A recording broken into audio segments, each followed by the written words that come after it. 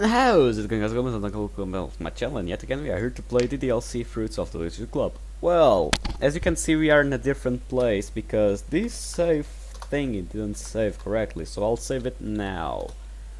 There we go. And we are not in the usual spot, as obvious, because it didn't save correctly.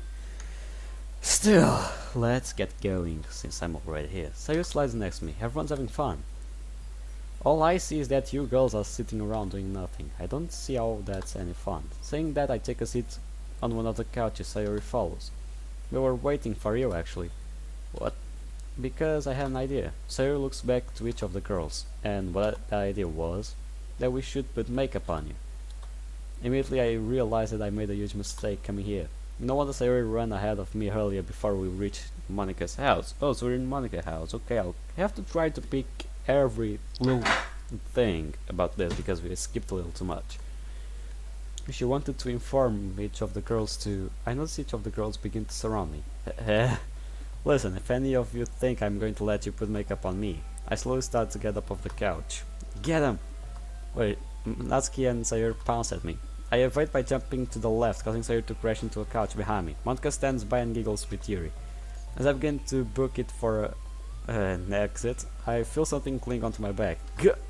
Haha, I got you. Get off me. Nope. Natsuki clings onto my back like an enraged monkey.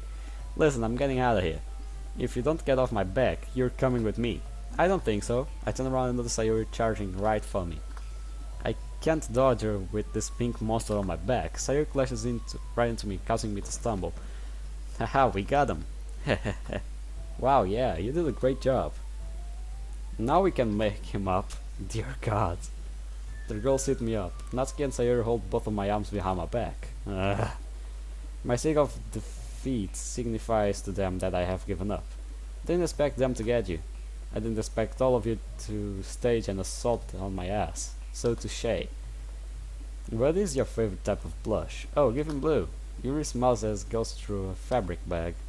And give him some pink lipstick. Well, shit. This is really happening, isn't it? All of the girls then take turns adding their own flair of makeup to my person. I have been taken hostage by these girls, and so far they've each taken their share of my face. Natsuki uses lipsticks on me. Sayuri applies some powders which I have no idea what they do. Yuri adds blush to me, and Monica handles eyeshadow. The entire time my face is contorted into disappointment, and at last they are done. Oh, look at you. So pretty. You're a beautiful lady. God dang it, I hate this. The very picture of attraction. I hate all of you right now. Come on. Let's just go look in the mirror. No. Oh, come on. We all worked hard to make you look good. I looked better before. Don't make me tackle hug you again. I promise you that you won't do that again. Sayuri takes my hand, tries to lead me to the bathroom. I eventually decide to let her have her fun and lead me to the bathroom, and sure enough I look horrifying. Then I realize something that sends me a near panic. Sayuri. Yeah, isn't any of this going to come off easily? No. Damn it. Keeping the inner terror from escaping my lungs via scream, I take a breath and look at Sayuri. So you gave me makeup. Guess what you get in return. What is it? I grab Sayuri, pull her close and begin to rub my knuckles onto her scalp again. Ow, ow, ow, ow, ow, ow.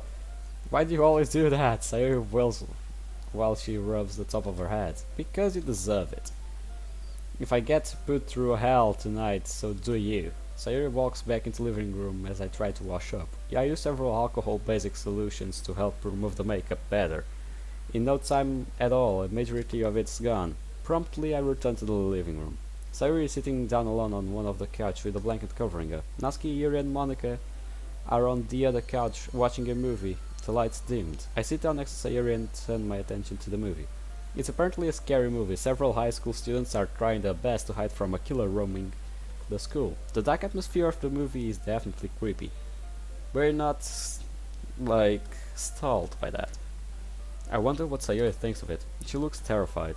Well, that's to be expected from her. She cowers under her blanket like a scared puppy. I scoot closer to her and pat her on the head. What are you doing that for? You're a baby. That's rude. So you're not scared of this movie? No, I'm not. Alright, All of the girls jump and scream. Oh my god, the look on your faces. That wasn't very nice. I'm sorry, Sayuri, but it was just too good of an opportunity to pass up. Chuckling, I wrap my arm around Sayuri, gently hug her. Sayuri looks away slightly and blush. She scoots closer and rests her head on my shoulder. Nice. As the movie ends, I know Sayuri has fallen asleep while clinging to my arm. Natsuki has crashed out as well as Yuri. Both of them are resting their heads against each other. Monika looks at me from across the room. Her gentle smile only adds to the moment. Monika, I was meaning to ask you. Yeah? Those clothes aren't really pajamas. What's up with them? Oh, I don't plan on sleeping in these. I was planning on changing when I go to sleep, of course. I see. Not everyone is asleep. She lowers her voice. And your new developments about. She points at Sayuri. Kagan is still around, as you already know. However, he hasn't been that much of a problem lately. But there was a suspicious car parked a little down the street from Sayuri's house today. A suspicious car? I stuck around a bit and they left shortly after. I didn't see anyone enter or exit the car either. So to be safe, I escorted Sayuri here today. Yeah, that was smart. It's good she has you to protect her, even if she doesn't know about it yet. As we converse, there is a knock on Monika's front door. Oh, I'll get that. Monika stands up and goes to answer the door. A minute later, she walks up to me. Someone's here for you. What, for me? I gently slide Sayuri off my shoulder and stand up, making sure not to wake her up. I cover her with the blanket once more and walk towards the door. I approach the front door. I see a familiar brunette woman waiting for me. Julia, what are you doing here? I thought you would stop by and see if you were being responsible. And speaking of which, she looks at my face and begins to smug. What is this? She traces her index finger up and down my cheek. Is this makeup? Don't I look hot? Julia desperately tries to hold back her laughter. Don't give me that attitude, cause it is a payback from when you undid my bra. Sure, let's go with that. Anyways, let's talk bus. Monika walks back up to the door. Julia looks at me with a devilish grin. This won't be good. Oh, hi. Are you one of little Lookie's friends? Yeah. Look, aren't you going to introduce me? Julia, this is Monika. Monika, this is Julia. Julia bends over at the waist and looks Monika in the eyes. Are you a little heartthrob that has caught the interest of my Lookie? Monika looks at me, puzzled. Julia, would you not right now? What? I'm just wanting to see what you have been up to. You're playing me. Cut the shit. I look to Monika. I'm the girl responsible for him. Hey, Monika, can you make sure Sayuri doesn't wake back up? Sure. Monika walks back into the house and closes the door behind me. Alright, what is it, Julia? I need it tonight. Why? It's a code 9. A code 9? That's not my job expertise. You have people who are qualified for that. Don't tell me something that I already know. But we've already expanded those teams, and no result. So I'm forced to resort to you. I can give you 5 minutes to clean that shit off your face. And I don't have a say in this? No, I'll be in the car. And just like that, Julia turns away and walks towards a flashy-looking sports car parked in the driveway. Monika, can you help me get this off my face real quickly? There are still some remnants of makeup, and I really can't have that right now. Yeah, of course, but are you going somewhere? Yeah, so I need to get this done really quickly. Okay, Monika promptly helps me clean the remnants of makeup off to my face. I tell her that if Sayuri wakes up, I went home. Thanking her, I go taking her for hospitality. I wave and leave. What are this guy up to? 10:30. 11 past 9 p.m. I don't care. As the car speeds down the road, I take a mental note of the surroundings. We've gone a little bit away from the city. Julia explained that I had something to do in a small town outside of the city. At least that is what the paper says. We're almost there. Alright. Keeping my eyes closed, I go over the situation that was told to me over and over. I'm not normally called for situations like this. The fact that I was shows me the admin is getting a little worried about something. I would better remain on my toes. Okay, so something's off. Okay, back to my house. 8 a.m. Well, waking up this morning was difficult as ever. Last night really kept me up lately. I shrugged the exhaustion from my system and go into my living room. Sayuri hasn't texted me yet, but Monika has. She explained that Sayuri was still fast asleep and was expected to be for hours to come. Understanding that, I realize I have a few hours to get some work done. I retrieve my backpack and spread some of my homework across the nearby coffee table. While I'm working, I think about last night.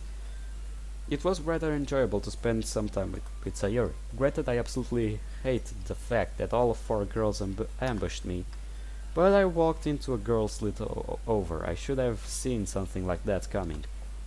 Julia definitely didn't hesitate to ridicule me throughout the night for it, even after we were finished and she was driving me home.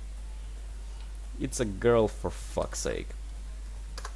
Sarah just seemed too joyous and carefree. It still leaves a bitter taste in my mouth. The world isn't really as happy as you sit here. I want to shove the truth in your face, but who am I to shatter a view? That view of the world may be the only thing keeping Sayuri well. Sayuri.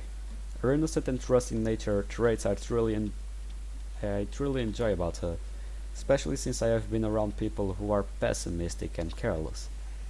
And part of me wishes that I could continue this worry-free and happy life with the literature club forever. Part of me doesn't.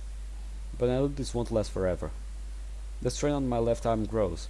I realize that this thought process is what caused. The least I can do is enjoy the time that I do have, and I intend to make the most of it. Clearing my mind of all of the thoughts begrudgingly, I continue to work on my homework. With all my homework done, semester preparation, I approach Julia. It's about time. Oh, haha, a woman who has to wait for a man for once. Well, help is the end of the world. Julia gives me a smug smile and gets into her flashy sports car. The polished and waxed white exterior practically glows in the morning sunlight. Grabbing the handle, I hear a voice calling me out from my left. Hey, wait! Julia stops halfway inside the car and facing the direction of the voice. Sayuri? Where are you going? I have to run a few errands. I thought you were still at Monaco's. I wanted to come home. Sayuri looks at me with remorse filling her eyes. I also feel bad about last night. I thought it was a good idea at the time, and it was really fun. But it wasn't nice, and I want to apologize. Cracking a smile at Sayuri's regret, I placed a hand on her shoulder and stared deeply into her eyes. It was a messed up thing to do, to ambush me like that. But you got the best of me. Not very many people do. Be proud of it. Plus, he wouldn't make a bad-looking girl anyway. Julia starts to giggle. Leaning against the drive side door, she peers over the roof of the car and glances between Sayuri and I. Oh, who is that? I'm this lovely little boy's guardian. She closes the driver door and walks around towards me. Or maybe I am more. Leans down towards my ear and softens her voice. So looking at Sayuri with a straight face, I raise my left hand and flick Julia in the face. Ow! I swear to God, I think I may have just found someone else besides Sayuri who makes things unnecessarily awkward. You're rubbing your cheeks, and Julia scoffs at me. Completely ignored. Sayuri looks at me with pure confusion. Ah, don't listen to a thing this bimbo next to me says. Hey, she's just some woman that my benefactor left responsible for me. Oh, don't ignore me. When are you gonna be home? Sayuri ignores Julia as well. That's a girl. No clue, I guess, whenever I finish. Okay. Sayuri beams at me, practically glowing. I return a smile and get into the car, with the huffing and puffing of Julia following my lead. The silence between Julia and I doesn't last long. As soon as the turns the corner departs from my neighborhood, she speaks up. So is that girl you've been clinging to?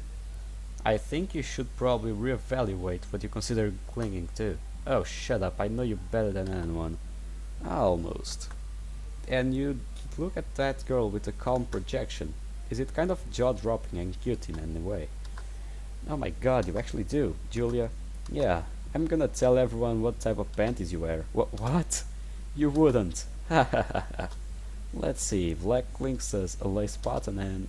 Must you remember the contents of my wardrobe? Glancing at Julia in the rear view window, my sadistic laughter doesn't cease. Oh, come on, it was you who taught me how to undress a girl. But you were the little privacy breaker who went into my room and scavenged inside of my wardrobe. Oh wait, if I recall correctly, there was something else. If you finish this sentence, I swear to God I'll break your nose. If you're prepared for a punch in the boob, then come at me. Julia signs in desperation. Signs in desperation. Why must you be so difficult? If I wasn't being my supervisor, wouldn't be as fun. You were like this, even before I became your supervisor.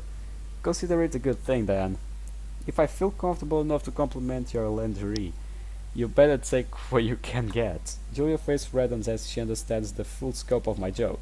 Listen, please refrain from talking like that around me. Wonder what Ashley would do if she was here.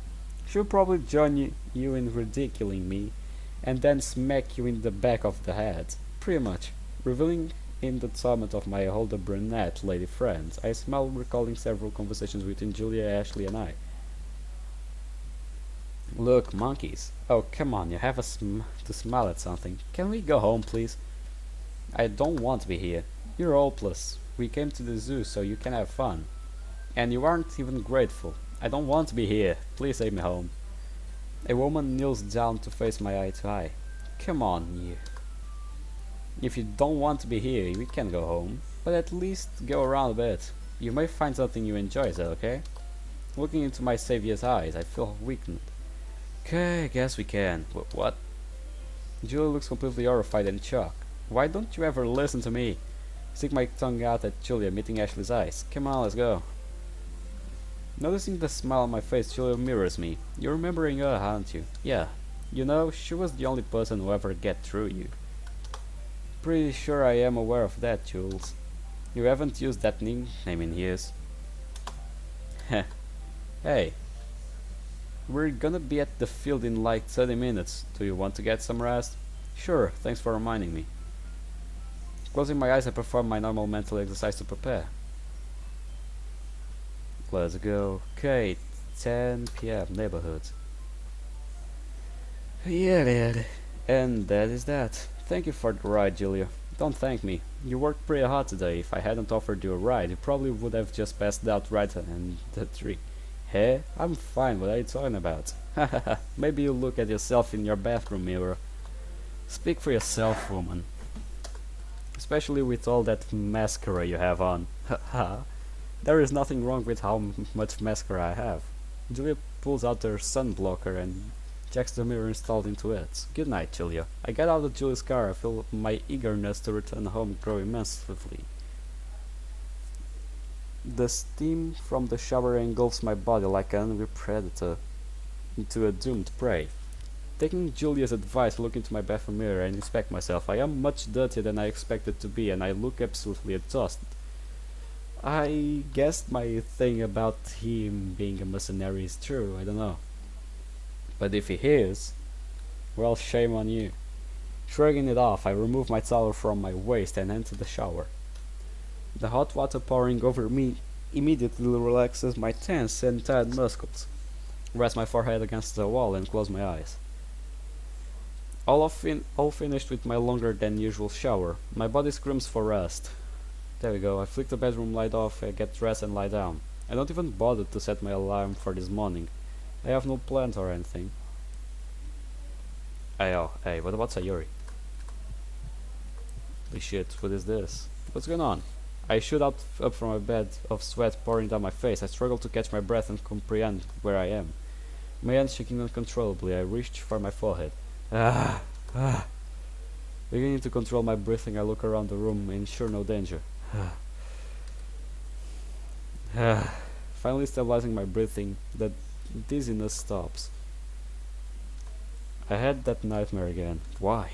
I need to get some water. Before I leave my room, something from my window catches my eye. It was a split-second flickering light. Holding off on my water, I approach my window and inconspicuously gaze out from my blinds. The street is all empty but one car, the same one I saw near Sayuri's house yesterday. It's not parked near her house this time, a few houses further down this time. Sayuri's bedroom window is covered in dark. I turn away from the blinds for a second and check the time. It's 2:40. I don't see any movement from near the car, but I keep a keen eye on it. My mind jumps between this is just neighbor to Sayuri, nothing big to worry about, and this is an entirely new car here, and it's okay to be suspicious. All of a sudden, a man appears seemingly out of the car and into the driver's seat of the car. He gets in and starts it and drives us off. I continue my watch for another minute before surrendering to the bed. That wasn't a good idea. I am woken by my doorbell ringing. Oh my god, who is disturbing me right now? Of all the times, right now, reluctantly prying myself from my bed, I go and see who it is. Sayuri? Hi.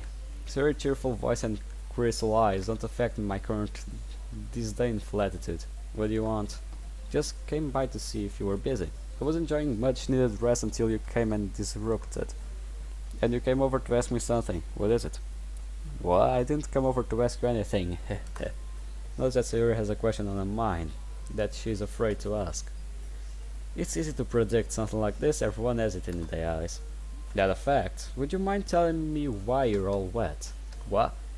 I am? Sayuri looks up and down herself. Right. What did you do?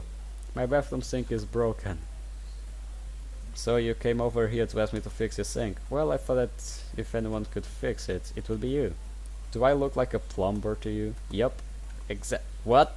I expected Sayuri to say no, but she went the exact other way around. What the hell led you to assume that? Sayuri grabs my hand and tries to pull me out of the house. Is that what you makes you think I'm a plumber? Come on, I'm not Mario. Let's go. Please, dear God, woman, would you get off me? I'd take a look at it. Sayuri's bathroom is right across the hall from her bedroom. Almost immediately after entering her bathroom, I realize that Sayuri must not have caused this. Sayuri peeks her head into the bathroom and I open the cabinet that leads under the sink. The pipe is loose. Sayuri, can you bring me some of the tools I left at the front door? Okay, she promptly trots off. How in the hell did you manage to do this? The water is not pouring at an extreme pressure, but it's definitely a problematic pace. Well, no shit, Sherlock.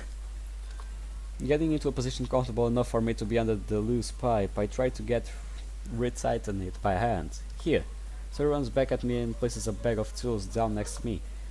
I always keep a few multiple-purpose tools on me whenever I need it. As I work to try to retighten the pipe, I begin to conjure up a silly scenarios of how this came to be in my read. Sayuri flushed her toilet many times in a short time, causing a disturbance in the water pressure for the pipes. Then when she noticed the leak, she wrapped a towel around it, hoping it would fix the problem. Fast forward a few hours, the water is puddling in her bedroom. She decides to grab a wrench and bang it against the pipe, making the problem even worse. Picturing her face as she hits the wrench against the pipe makes me shock. Everything alright down here? Eh? Oh yeah, how about up there? That wrench okay? Huh? Never mind, haha. Listen, how in the hell did you manage to loosen this pipe? I don't know. It was just moving stuff around under my sink to reorganize, and then I noticed it was leaking. Alright, listen, go find yourself something to do.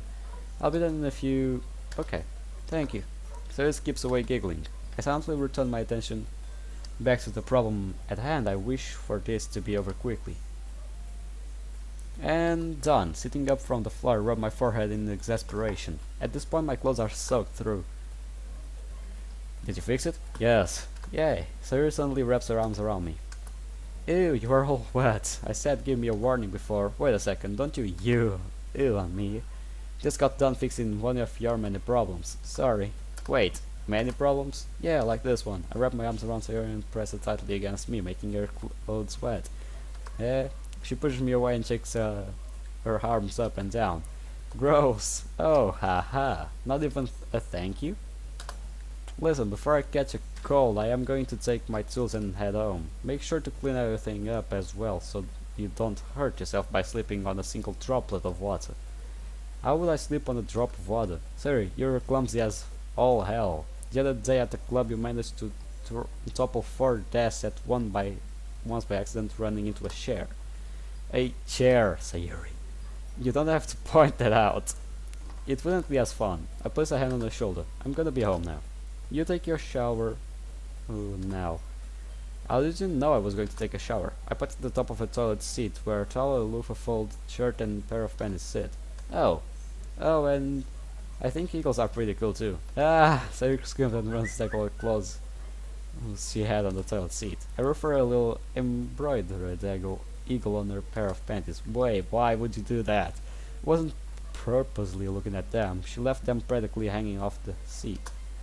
I noticed them out of the corner of my eye when I finished the pipe. I don't ever need to look at those things with females. Nor do I have some odd perversion with it. I suppose Sayuri is out smiling. Come on, you love the girl, stop this. It's been several hours since I went back home and changed clothes. Sayuri sent me a text message thanking me for fixing the sink. I responded with acknowledgement and settled down into my living room. I pull out a book and begin to read. Come on, you're doing nothing fun. Okay, so lockers. Okay, we're back to school. Lunch period has begun. As I put my first half of the day's textbooks away to retrieve the second, Sayuri comes up and waves. Hey.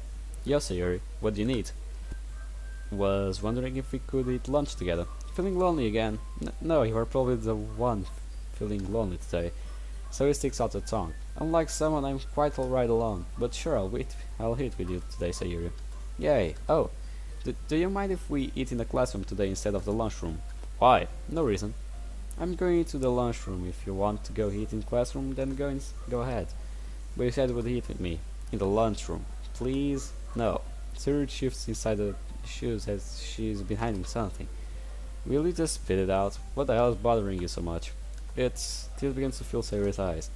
What is it? There are these girls in there, and they are usually real mean to me. They are mean? Well, people are mean, Sayuri. We'll need to suck it up.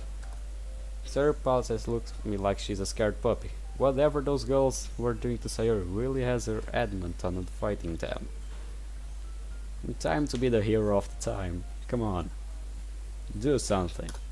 And to see this coming from an eccentrical, bubbly girl kind of irritates me. Fine, I'll eat with you in the classroom. But seriously, don't expect this to be on daily basis either. Really? Yes, but you need to do me a favor in return. What is it? Show me who these girls are. What? No, I can't. Why? Because if you say something, the girls will be mean to you too. I don't want that. Anything that some beachy high school chicks say won't bother me, I assure you. I've heard much worse than what they can say. Sayuri recently guides me to the lunchroom and points to a group of girls at one of the benches. I studied the girls carefully and then report to an empty classroom with Sayuri. Okay, he's going to fuck them up. Sayuri returns to a cheerful self when she sits down at two desks together. But I can tell she still has the underlying sense of sadness because of the bullies. How could someone bully Sayuri? I mean, I haven't necessarily been nice to her, but not to the point where I am bullying her. I look down at my tray of food, beef stew with potatoes. Sayuri's a peanut butter and jelly sandwich with animal crackers and a strawberry milk carton. Do you want a sip of my milk? You don't have anything to drink with that. No, I'm fine. Okay, hehe. As I begin to consume my melodramatic meal, I ask Sayuri a burning question. Sayuri, something has been on my mind since you told me about those girls. What were they doing to you? Do I have to tell? I'm not forcing you, but yes. I would appreciate if you told me. What are you planning to do? Don't worry about it, Sayuri. I'm just curious to see why anyone would think of bullying you. What does that mean? From what I have observed, you are liked by pretty much everyone in the school, but these girls specifically have some vendetta with you. I can tell you, but you can't laugh or be a meanie. I'm being completely serious right now. We were in a gym class, I was changing back into my uniform and they saw me naked and made fun of me. Sayuri looks down at the chest and adjusts her blazer to cover her breasts. They were saying that I wasn't big, that I should be ashamed of myself, and that I shouldn't act happy all the time and just be normal, which I am normal. Quite the contrary, but please continue. Then they started to laugh at me and they took my change of clothes and made fun of my undergarment. It made me really sad. I wanted to run home and cry, but I know that you are here, and if I ate lunch with you, I could feel better. You think that highly of me? Well, you are my friend, and you make me happy. That's a fact. I think I've heard all I needed.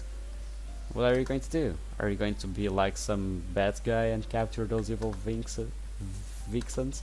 No. Am I some joke to you? I thought it was funny. As I said, don't worry about it. Let's just eat our lunch, okay? Okay, hehe. The nerve of Sayuri. To compare me to some fictional superhero, albeit it was rather clever of her, but I'm no masked or caped superhero hiding in shadows for evil doers. Neither is Batman, but still, Batman is a different catch.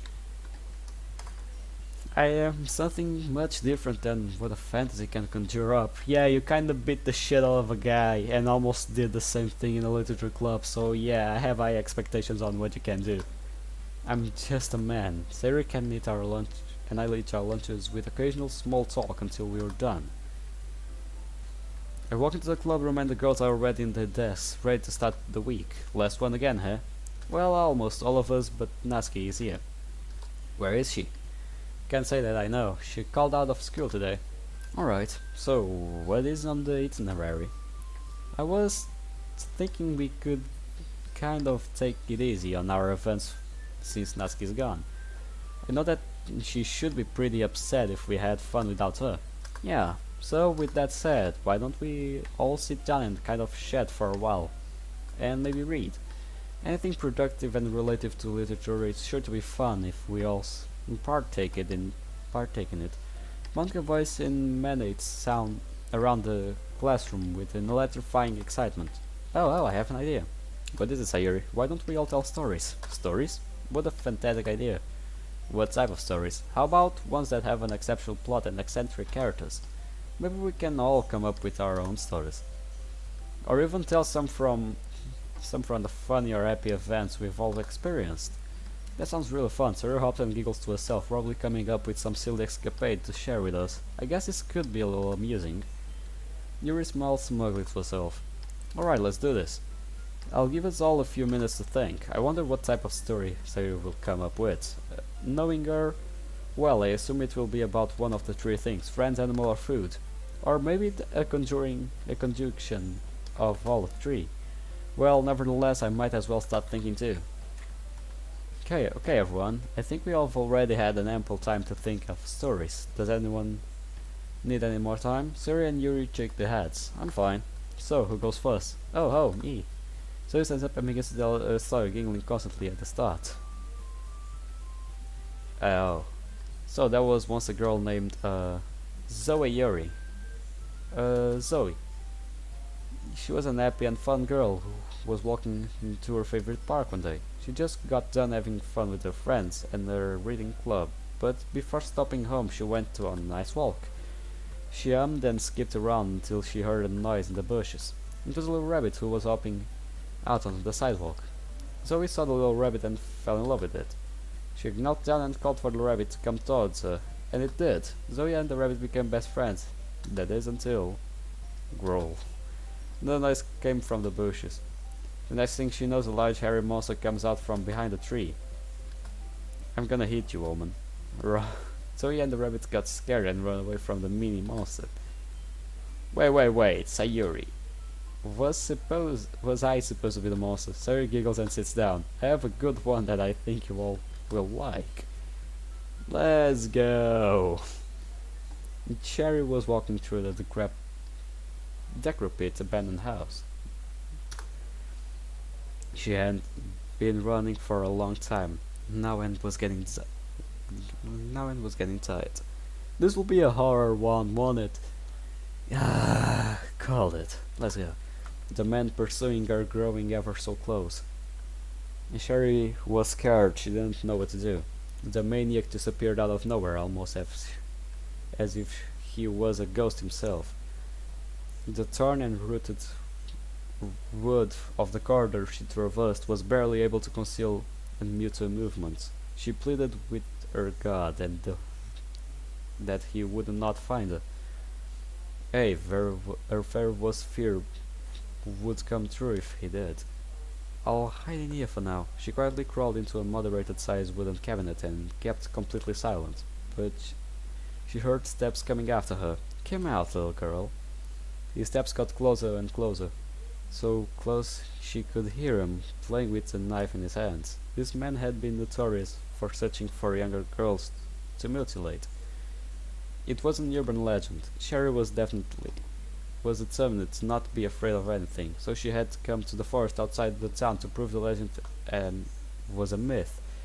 But shortly after arriving, her friends that companions went missing one by one, until only she was left. Then she started to be chased by a knife-wielding maniac who made it their will to hurt her.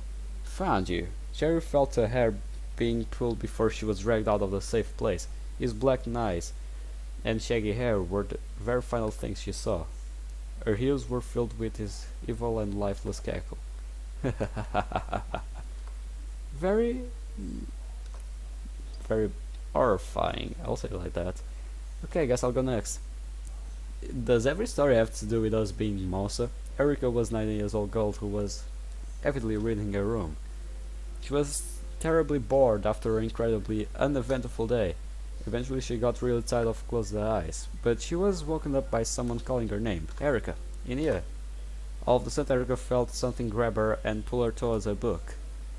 Oh, after crashing into seemingly non-existent ground, she looked around and felt someone stand by her side. Erica, come on, let's go on an adventure. The charming voice materialized into an image of a prince. He stood there next to her and took her hand. Just then Erica felt everything in her life was completed. The prince showed her to his castle, his friends, and several intriguing beasts she had never seen before. Let's continue our journey together forever. Ayo. He outstretched his hand to Erica, who accepted it, and it became his princess. She smiled and put her hand on Diamond Emerald crown. But then Erica felt her legs fall asleep, which ripped her from her dream. Realizing that harsh reality, she sighed and closed the book. Don't you worry, my prince, I will return soon. And that's my story. How romantic. I really enjoyed that manga. These girls think I'm some kind of a joke. What the hell? The two of them, I'm some evil and demented monster, and the other I'm some perfect prince. What a handful these girls are. Well, I guess it's my turn now. One of the stories of his work, probably. 1:30. The boat skids across the water as we begin to reach the beach. All of our eyes set on one thing. The darkness of the night conceals us and makes it easy for us to approach. Hey, we will be there in 45 seconds. Copy. Echo 4, you read me? Understood. Bravo 6, you're on me? Understood. Oh, so this is one of his missions. Okay, the boat makes contact with the shore and all of us depart from it. Remaining low to the ground, we stick to the foliage that encompasses the beach. Keeping my eyes focused in front of me and my ears open, I make my advance with my partner. We remain completely silent and halt all communications with the other teams. The very faint sounds of our steps in the sand remind me of where I am. The rain begins to fall, something we anticipated and relied on. The rain and the ocean will help us mask our movements and conceal our sound. It should also make things easier when we have to make contact. I was told that there was going to be a heavier than normal storm, which is why we made our approach tonight. Furrowing my brow with a rock passage which reveals our target. My partner and I continue to scull against the foliage as we get closer to the house. Its lights are still on and it seems somewhat lively. It's no matter, we have our mission. We will complete it no matter what. Getting close to the building, I slow down and listen to the people inside. I wave to my partner behind me that we found our target. I get closer and place a small device under the folding of the building. Move around to the back of the building near the door and do the exact same. I take my position against the left side of the door. My partner takes the right. We look at each other and quietly try the knob. It's locked. I move the lock and begin to inspect what type of mechanism it uses. Before figuring it out, I grab my multi-tool and set it into the lock. Click. Gently open the door and move into the house. My partner remains behind me, cover my leave. Reading my commissioned M9A1. Wait, reading my commissioned M9A1. Let's see. M9A1. Let's see this beauty.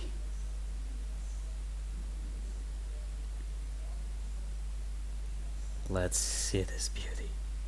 Oh, I know this gun. Oh, nice. So he is an assassin. Beretta 192 M9A1. A Beretta, huh?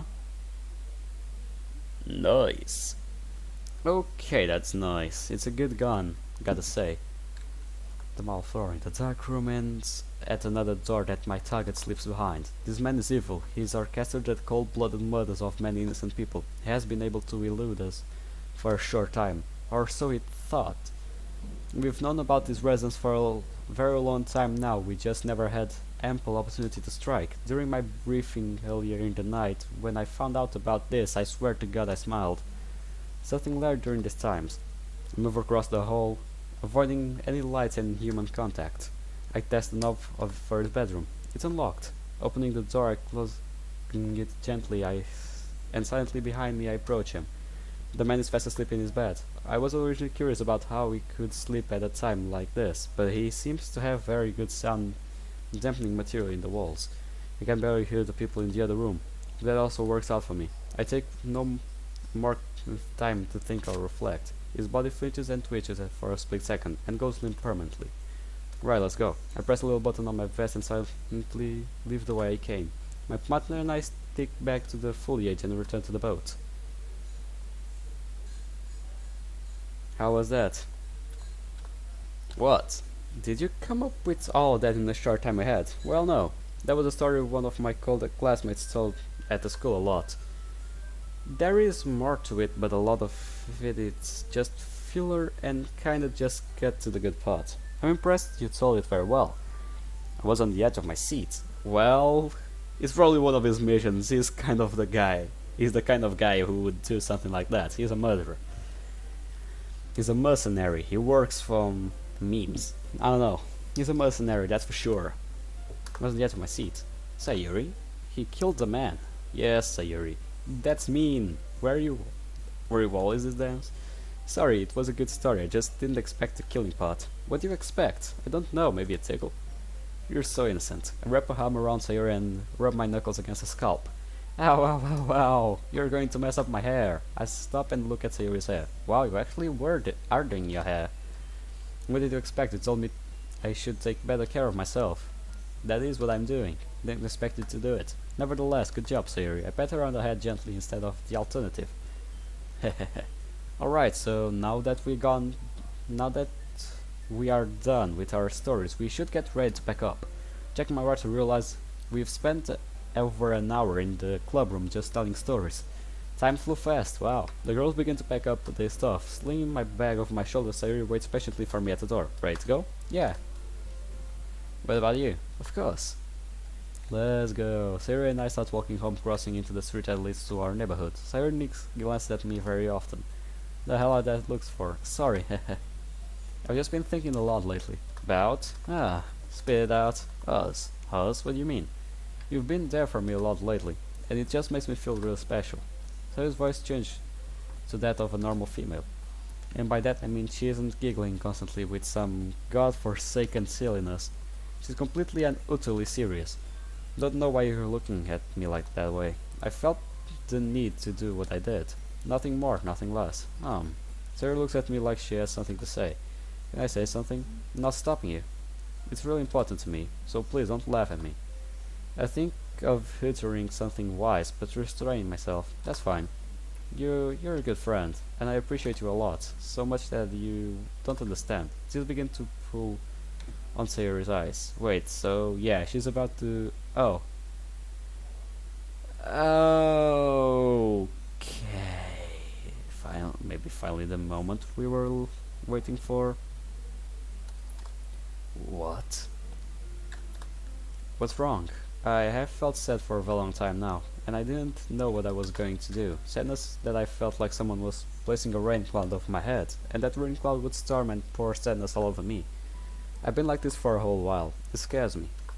I'm completely speechless. Does Sayuri have depression? She doesn't display the key characteristics of it. She's generally always happy girl when I'm around. I take a minute to look in Sayuri's eyes. How has someone like me helped you win all of this? Because whenever I'm around you, I feel much better. Like you are the wind that blew the rain cloud away. Something inside of me starts to ache. I'm helping her with her depression. How could a monster like me possibly help an innocent angel like Sayuri? Sayuri, are you saying yes? I like you. I like a whole lot. Sayuri smiles sadly at me through her tears, but I don't see a smile. I see the raging downpour behind her eyes. that is the fear of rejection. A person's eyes never lie. That is why I always see it through them. Here I am standing before a girl that have grown very fond of it. And she is confessing her feelings to me and revealing a dark secret. I don't have much experience with girls at all, but I know one thing for certain. Sayuri has helped me too. She has helped me understand that there is more than who I really am.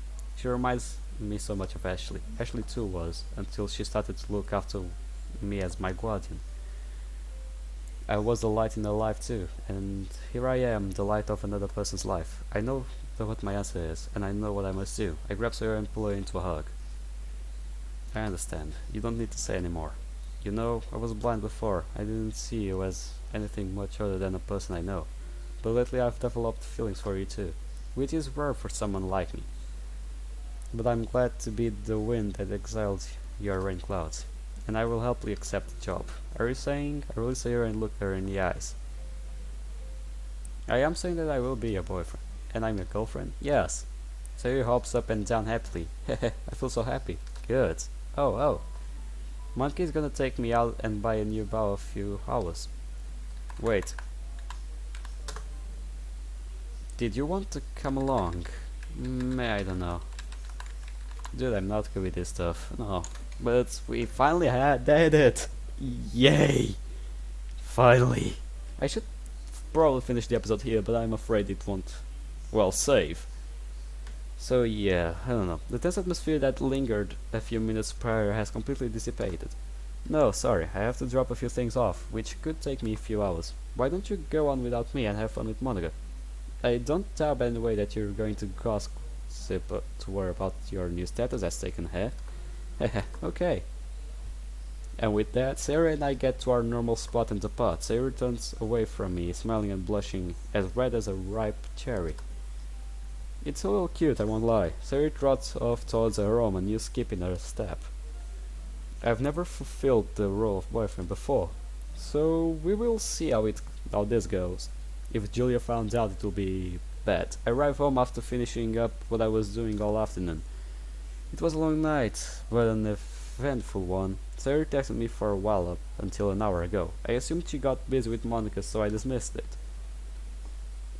I take a seat on the steps outside my front door and lean my back against my door. I raise my head and look into the stars and relax. Everything seems to be going well for once. I pop a little smirk and allow myself to lower my guard for a few moments. That is until my phone alerts me to do something. It's from Monica.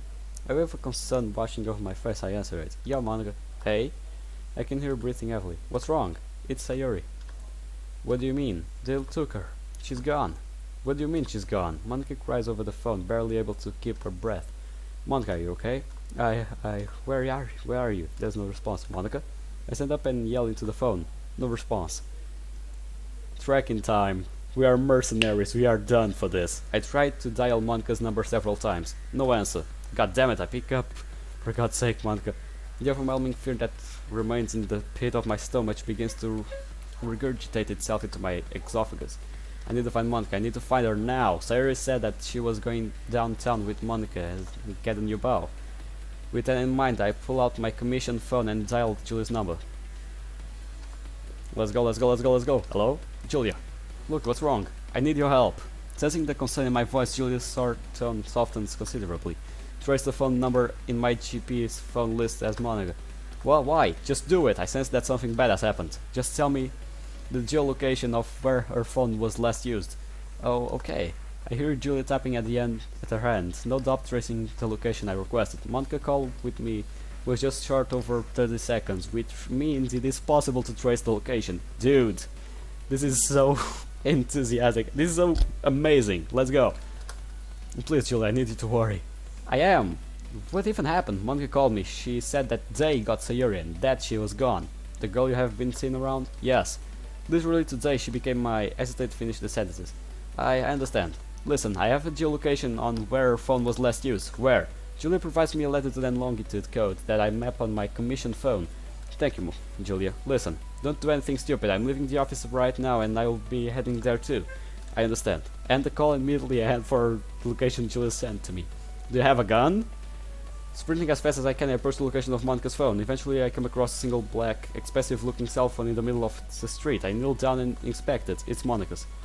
She must be around here somewhere. Sayuri too. I frantically look around the street until I see a lump in some bushes nearby. I walk over to it and it's Monica. Fuck, shit! I kneel down and help Monica up. Monica, I need you to answer me. She releases a weak gasp. Damn it. Light Monica down onto the ground and the light so I can inspect her for wounds. No visible blood or tears in her clothing. Inspect her head and feel a large lump. She was struck with a blunt object. Fuck. I look around for Monica and for Sayuri. Any sign of Sayuri? Nothing. No. This can't be happening. Please God, no. I drop to my knees and try to calm myself. Monica grunts and tries to lift her head. As she does, a car headlights flash into my face. It's an orange-colored sports car. A brunette woman in formal clothing steps out of it and approaches me. Look, step back. I scoot away from Monica. She kneels down next to her and inspects her for wounds as well. Sayuri, listen, Monica, it will be okay. Right now, both of you and Lucky need you to rest. Lucky's here? Yeah, sweetheart. Can you see me? A little. Okay, listen, Lucky is here with us. He's going to help you into my car, okay?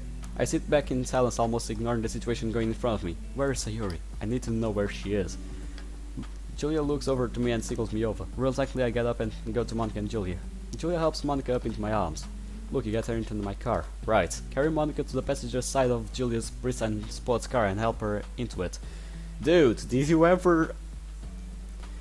Sayuri's probably with her phone. Why didn't you ask her to track Sayuri's phone instead of Monica? That would be even smarter than being just tracking Monica. Yeah, you could track Monica and then track Sayuri. You're being an asshole, foo. But still, you're doing for a good... Well, for good motives. Cannot, well, say otherwise. I just hope that little girl's okay. Let's go. Help her into it. Julia walks over to me and lowers her voice and whispers into my ear. There is something I need to tell you. She pulls me away from the car and depart the street and look into my eyes. She hesitates at first, realizing that the look on my face is pure concern. Listen, I really need you to stick with me into this. Julia, I promise you I'll listen. You can't... Wait, what? I said I would promise you I will listen. She swallows her own saliva, understanding the seriousness in my voice. It's been forever since I have seen you this serious. Thank you for accepting me for leadership. I'm going to take Monica to the hospital personally. With my credentials, we can't get her in with no questions asked. Understood. She sweats slightly and looks off the side. As for your Sayuri, I think I may have some information that will help. Anything will help me. I am hesitant to tell you. I know how you are. I understand. I allow myself to completely submissive to Julia. Something that has never happened before. Sayuri is my concern. If I have to listen to my boss for once in my life to help find her, I will. Julia gulps visibly again and meets my gaze.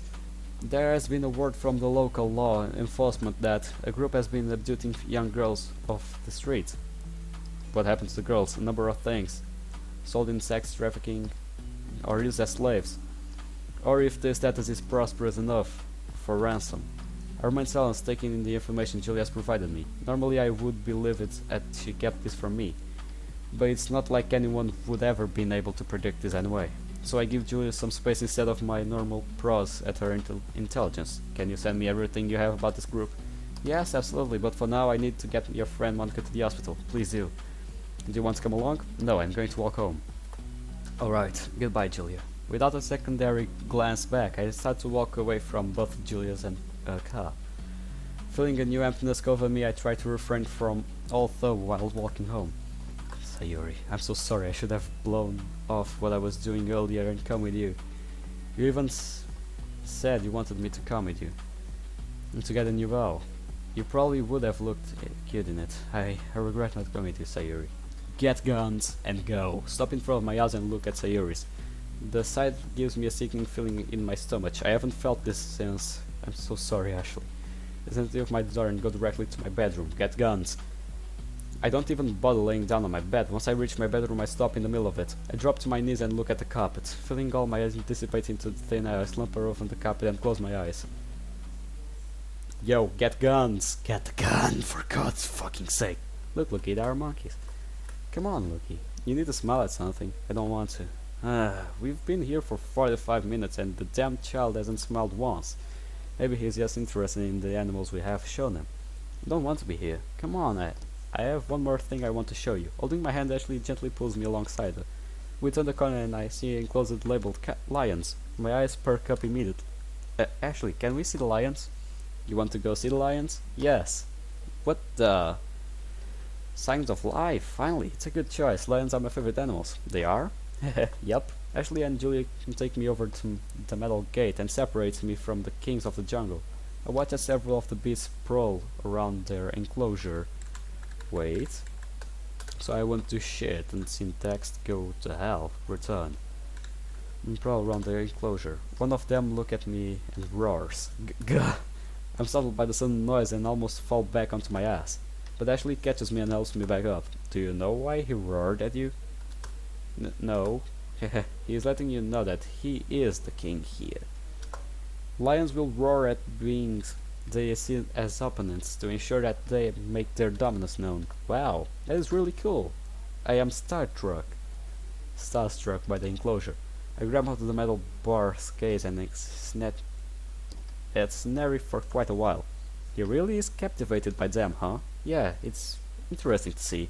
For a boy his age and after all has been through, it's kind of disturbing to see him smile. Whenever I see him smile, you don't know how happy it makes me feel. Well, you're his mother now, eh? Alas, no, I'm his guardian. You can't replace a mother. True, but that doesn't mean I love him any less than a mother. My body tells me to wake up. I roll over to my side and open my eyes. Get guns! That's right. I didn't set my alarm. There were a few minutes before I forgot to set my alarm. Sarah would call me and knock on my door to ensure I woke up. But of course that didn't happen today. I pick myself up from the floor and check my phone. The battery is almost dead. No new messages, no new calls, no nothing. I grab my school uniform and get... Wait, what? Before I step outside, I realize something that sends a cold shiver down my spine. Yuri and Natsuki. I am gonna have to tell them what happened. It's not going to be fun at all. I don't want to see that part. When I step out on my sidewalk, it doesn't convey a day's tune. It's just silent. I turn away from my neighborhood and begin to walk to school. Walking down the street, something cracks with a snap. I whip inside on my mind. The car. I've seen that suspicious car around Sayura's house lately. I remember to make a model of it. I'm gonna keep an eye on it, out to see if I can find any cars that are similar nearby. Mentally docking the piece of information, I speed up my pace. Reaching the school front gate, I count yard, immediately duck to the left and stay out of everyone's way. Now it's not a time for me to be social. Carefully evading everyone who glances at me, I get to the back of the school and enter through a gym entrance.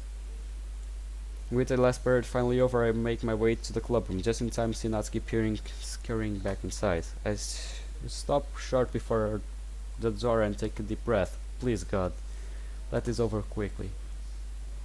I walk in the room, remaining completely silent. The silence, however, doesn't last long as Natsuki walks up to me. Hey, do you know where Monken's area are? It's been like 10 minutes and I'm getting a little impatient. What is that face for? I look over Natsuki in the eyes, still unable to speak. If you keep looking at me like that, you're gonna make me start thinking something bad happened, so cut it out, dummy. You still don't look happy at all. I need to tell you two girls something. Please sit down. Both of the girls sit down and look at me curious about my next words. I look both of them in the eyes and begin to explain what happened last night. They both are completely silent. Please tell me you are joking. If it is, it isn't funny. No. I'm sorry, girls, but I'm not joking. I lower my head, allow them to feel their emotions. So Sayuri is... This is horrible, poor Sayuri. At least Monica is safe, right? Yes. I made sure that she was sent to the hospital for care. How did it even happen? I don't know. I haven't gone to see Monica in the hospital yet. Do the police know? Law enforcement has already been notified. It is my understanding that a local group in the area has been abducting young girls and pretty active in the city now. That means that we aren't safe, right? No. But until Monica is back in action, I will be taking over the club. And it's evident that we are too emotional to really continue. So I'm going to be personally escorting you both home today. Are you sure? Yes. I will see to it that you both get home safely today. But with that said, until Monica is back from the hospital, you two are going to be going home as soon as the school ends. Don't worry, you're with crowds as you leave. And that mitigates any possibility for you two to be abducted. If that is what you think it's best. Okay, good. Pack your things, we're leaving in 5 minutes. Both girls quickly comply.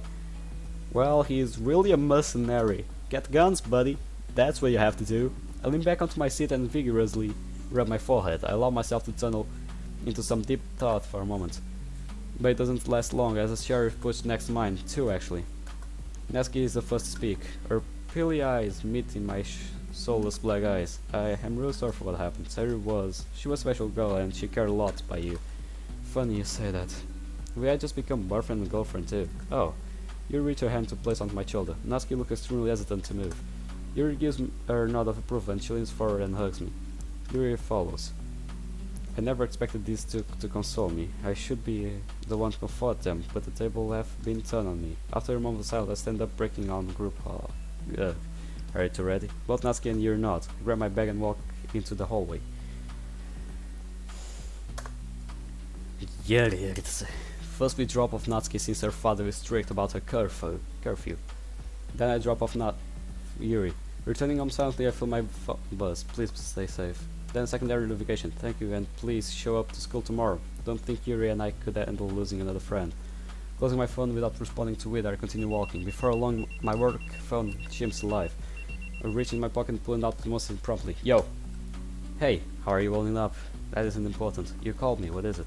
Yuri hesitates and answers for a moment. I have the file for you. Good, I'll take the nearest train and head to you. That won't be necessary. I am at your house. Already? Yeah, I assumed you would be home immediately, so I called. I was escorting Yuri and Natsuki home. I see. Just don't take long, okay? We don't have all the time in the world anymore. I understand. Let's go. As I approach my house, I notice a completely different car and Julia's normal flashy sports model. This one is more sleek and professional. She's leaning against it, watching me as I approach. She opens the back door and ushers me inside. She walks around the other side and back seat and sits in as well. In the middle of the seat is a single manila envelope that separates us. Grab it and begin to examine the contents. Large packet printed paper displays countless documents and articles regarding a specific group in the area. Jesus Christ, it's all about them. Yeah, a lot of it isn't really useful for this instance though. Just a lot of text, frauds, pretty larceny and some online fraud. Nothing too major, I see, but yet the central branch kept records on them. We were requested to. I see. Alright, I'll examine everything tonight. And without saying another word, I silently exit Julia's car and return home. Out of the corner of my eye, I see her wave sadly to me, which I don't attempt to reply to. Sitting back on my bed, I place the envelope on my side and begin to study its contents. Julia wasn't kidding. There isn't much that I can actually use. Just usual records and reports. But there isn't harm in right now in trying to scavenge something useful. Understanding the long night ahead of me, I relax and begin. You relax? You shouldn't relax in times like this. 6 AM. Bedroom. My alarm wakes me up. I promptly sit up and quickly prepare as planned last night. I hide the envelope between my mattress and bed frame. Looking out the window, I make sure the street is clear and empty. I know Natsuki and Yuri wanted me to come home today, but they will understand why I am not. One of us in the hospital and probably rather shaken, so that is the priority. I arrive at the hospital in which Monica was admitted and speak to the receptionist. She's hesitant at first about telling me Monica's room, but after providing Julie's information and informing her that I am a close friend of Monica, she gives me her room number. Walking down a small hallway, I reach the elevator and enter it. Reaching a very bright, clean, vibrant hallway, I make my way to Monica's hospital room. I take a moment while I silently advance down the hallway, look around and understand the reality of the situation. Monica, my friend, my club president, was in the hospital. Seru is missing and the other girls are panicking for their safety. I have to make this right. I reach Monica's room and gently open the wooden door. Stepping in the room, Monica is lying back in her bed. She turns her head to face me and smiles weakly. Hey Monica. Not your usual greeting, haha. Monica speaks sadly. She's still dressed in her normal clothing. They probably not admitting her for long if they haven't bothered putting her into ground yet. Oh yeah, I guess. Normally say yo. How are you feeling? Is this question I should be asking you? I'm worried about you. Sarah told me about how we just started dating, right? Yeah. I take a nearby chair and sit next to Monica's bed. I'm sorry for not saving her. I don't think you really had control of the situation, Monica. I'm sure you did what you could. I really did. Monica faced sullen even further, and tears fell down her cheeks. I told Natsuki and Yuri about what happened. They were real worried about Yuri and Sayuri. I hope they are okay too. I took over the club until you come back. With that, I suspended the club until your return fully. I can't risk the other two girls being taken while walking that late anyway. That is a great idea. Thank you for watching over my friends. Don't worry, mention it. Listen, I know this is gonna be hard, but I need you to tell me as much as you remember about what happened. I need specific voice, names if you had any, car type and color items. I need as much as you can give me. Yeah, I can do that. You aren't going to question why I need it. I'm taken aback by Monica's constructing thought. No. Your aunt, Julia, told me a lot about you. She told me you just want to help, and that if I had any questions, it would be best ask you. So Julia used the auntie title, huh? She gave it to herself shortly after I became attached to Ashley. I want you to understand that I'm going to try my best to find Sayuri. You're going to look for her? What else can I do? Sayuri needs my help, and I can't really stand around and wait for others to do it. As someone who cares about her and all of you, I'm going to do whatever I can to help. Understand. Now I want you to tell me exactly what happened. Let's go. Monica and Sayuri went to a nearby shop and they both loved the boss. Sayuri apparently couldn't stop giggling about how she wanted to show off a pretty red new bow to her boyfriend.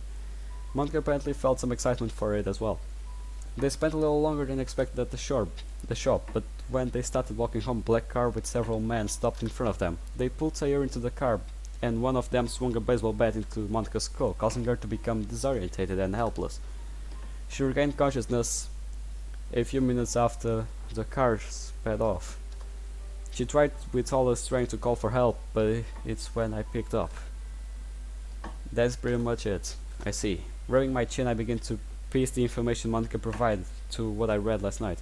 And you're sure you can't remember what the men were wearing? None of them had a white shirt on. That's all I could remember before being hit. Interesting. Why would they take Sayuri and not you? You said Sayuri put up quite a fight as they took her away. You, on the other hand, and no offense, were completely useless while incapacitated. Yeah, I kept thinking about that too. Why was Sayuri taken and not me? Thank you, Monica. Listen, I'll come to check in you later, okay? I need to run back home and grab something. Then I need to make sure Yuri and Natsuki get home safely after school. I'll be back by the end of the night. You're doing so much for us. Thank you. Don't thank me. Waving Monica gesture of farewell, exit the room and then the hospital. Walking back home, I find it difficult to connect the dots with Monica's information. Something doesn't add up.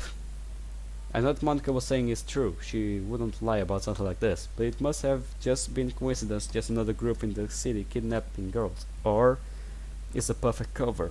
Either way, it requires further thought. I wonder what Julia told Monica the night after I left. Don't worry about that. That's not important right now. Where is Lucky? Sweetheart, don't move too much. Just sit back and relax. I'm taking you to the hospital. Okay. Look, how did you end up in this mess? You feeling better? Yeah, thank you. I'm sorry, I feel really bad. What was your name? My name is Julia. I'm Lucky's aunt. Oh, hello. I'm sorry to drag you here. I really appreciate you taking me to the emergency room. Don't think too much of it. I think Lucky would have tried carrying you here himself if I didn't show up. But he was not in the right mindset. What do you mean? Let's see. Lucky is very protective. I don't doubt that he hadn't showed up. He would have run off to try to find Sayori's captors, and without preparation he can get himself killed. What about this if he has preparation? With preparation, Lucky can do anything. I've personally seen it, so if he comes to you for questions, or if you ever have any questions, it would be better to ask him. All he wants to do is help and make everything right. Lucky really is a good person. If you told him directly, he would deny it.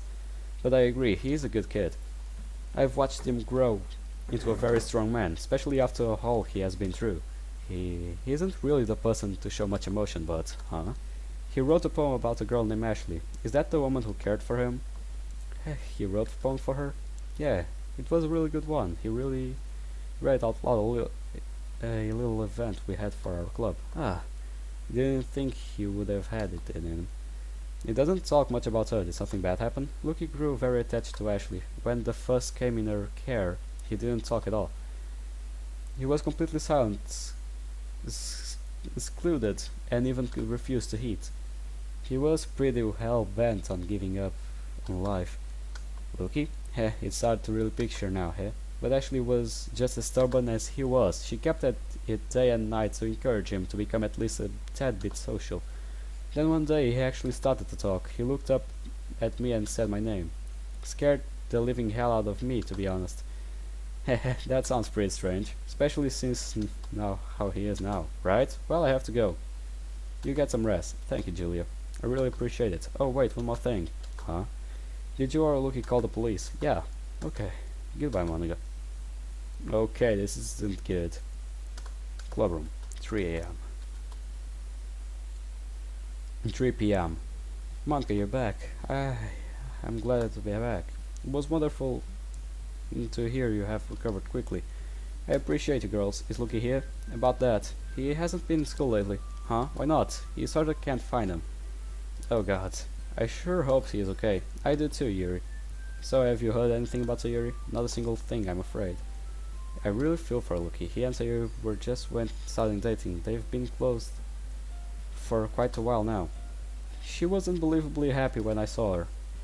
Now all I can see is her terrified face. I pray every night that the police will find her. Either them or I. Lucky, you're okay. Of course I am. Just where have you been? Don't worry about it. We were all rather worried about you. Again, don't. Look, you're all wet. Yeah, just got there.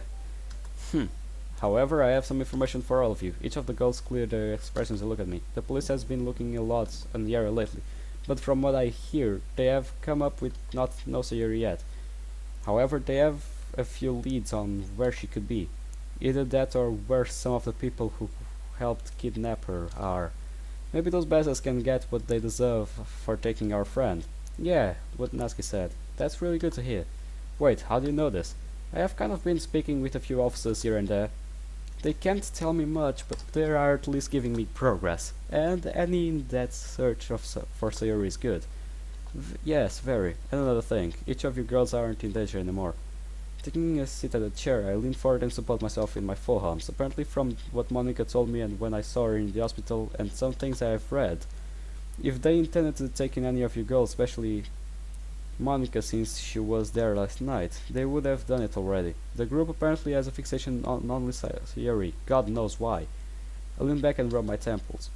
So you're saying we're safe? For now? Yes, this isn't fair. Sayuri doesn't deserve what have happened to her. This could have easily been prevented if you went with her. But you let her go alone. What kind of boyfriend does that? Natsuki. No, she's right. I should have gone with her. Sighing, I stand up and walk out of the clubroom. Wait! Ignoring Natsuki and Monica call out to me, I leave the school. Natsuki is extremely right. None of this would have happened if I had gone with Sayuri. I hope that I told the girls helped ease their minds. The police really are looking for Sayuri and have come with nothing. But I am also there looking. I have the few leads that could help me find Sayuri, but I intend to find her. I have to make this right. I promise. Portside District. Okay. Dude, isn't the night just perfect? Perfect? Man, fuck yourself. You're making me do all the work. Shut up, kid. The newbies always do the work. We got a great cut from the girl. Yo, man, where's my part? Finish your goddamn job and I'll hook you up with your piece, damn. It took us long enough, though. You thought we would only got the money right and there. Who? But you know what just bad practice. I don't give a fuck. I mean, sure, it was a shame we had to waste such a pretty thing. But we got a good stack here.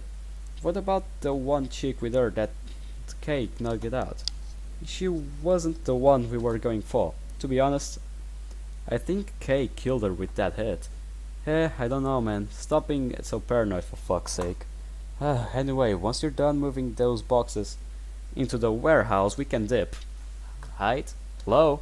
Kid, stop fucking around. Get your ass out here already. Gah! My leg! Gah, what the hell? Stand up. What the fuck is there? I said stand up! Shut the fuck up! Who are you? For fuck's sake. Forcing him to the ground with my foot, I looked down at the man's face. You're going to answer a few questions for me. Do you understand? Go fuck your mother. Using my free foot, I quickly kicked the man in one of the bullet wounds on his leg. Gah! Oh my god. He closed his eyes in agony. Keeping my foot on his chest, I kneeled down towards his face. If you answer my questions, I'll let you live. Reaching into my vest, I pulled out a little Polaroid picture. Where is this girl? I brandished the photo in front of his face. You son, finish that and I'll add another hole to your body. I tapped the tip of the suppressor mounted on my handgun against his forehead. I don't know where she is. You were the ones who took her. I don't believe for a fucking second that you don't know where she is. We were just told to grab her and take her to where? You have 5 seconds to answer me. 5, 4, 3. Okay. We took her to the guy that pays me. So your boss? Man, I don't consider him a boss. He just asked me to do shit. I get hell cash from it. Was he the one who told you to kidnap this girl? Yeah. Where can I find this man? I don't know. Bullshit. I hate it when people blatantly lie to me. You must not be afraid to die then. I'm being for real, man. I legit don't know where he is. Where did you give this girl to him? Out of town. The old gas station. The one with the broken down cell towards next it. Yeah, man. Ugh. What is his name? That I don't know. Then what did you call him by? Do you think I'm stupid? We called him I. You mean as Indigo? Yeah, that's all. Retarded nickname. Did the guy say why he planned to do with the girl? No. So that's all you can give me? Yeah, honest. Alright then. I stand up and face back towards the warehouse. So I'm free to go? No. I'm not letting you get away after causing this to Sayuri. The old gas station of the town. Yeah, he had shot him. Nice! Finally we see what this guy is capable of. This is getting interesting. Now some pieces are starting to connect. Huh. Hello? Hey, it's me. Looking around and make sure no one else is nearby. Slip into some bushes and disappear from public view. Are you busy? It's pretty noisy where you are right now. Not anymore. Just got done doing something. What is, Monica? I want to apologize for what Natsuki said in the club earlier. Don't sweat it. She was right anyway. She still had no right to say that to you. I guess you're right. Is there any way I can help the police look for Sayuri? Ah, so you caught on them, huh? Well, I kind of suspected when you started to ask me questions in the hospital. I see. Even if there was something you could help with, I don't want you to get involved. Please? No, Monica. I can't risk you getting hurt. I can't handle this on my own. But I'll see you later. I promptly end the call. I'm sorry to do that to you, Monica. But right now, things are definitely not safe for you. Can't afford to have you get involved and get hurt. This is something only I can do.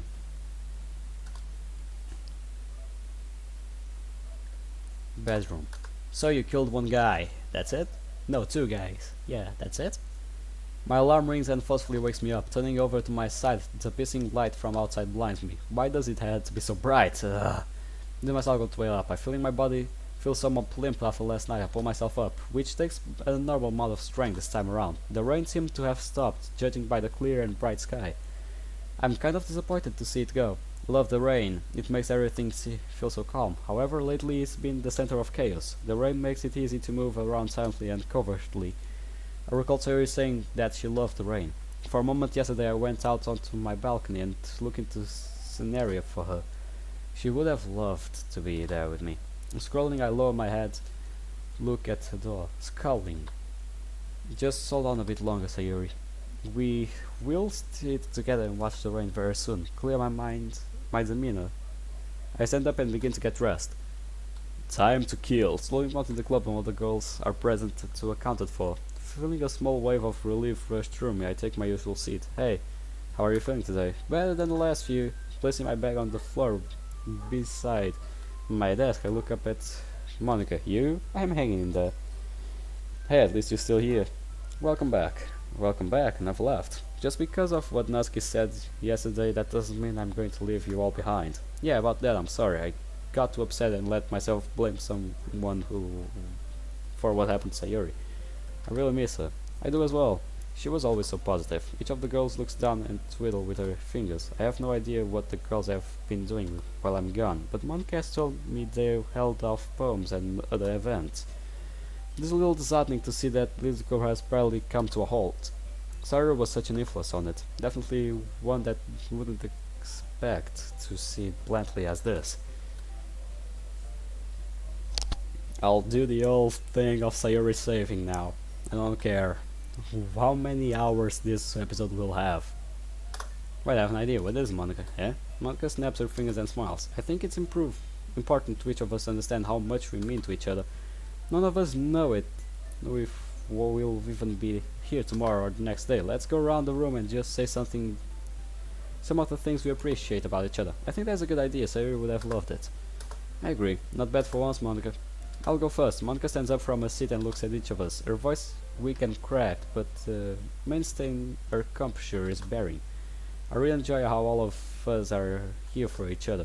We started a club that meant a lot for us. It was something we cared about, and each of us made something special. Yuri, with your amazing writing and thought process, you can paint almost any picture in your head with words.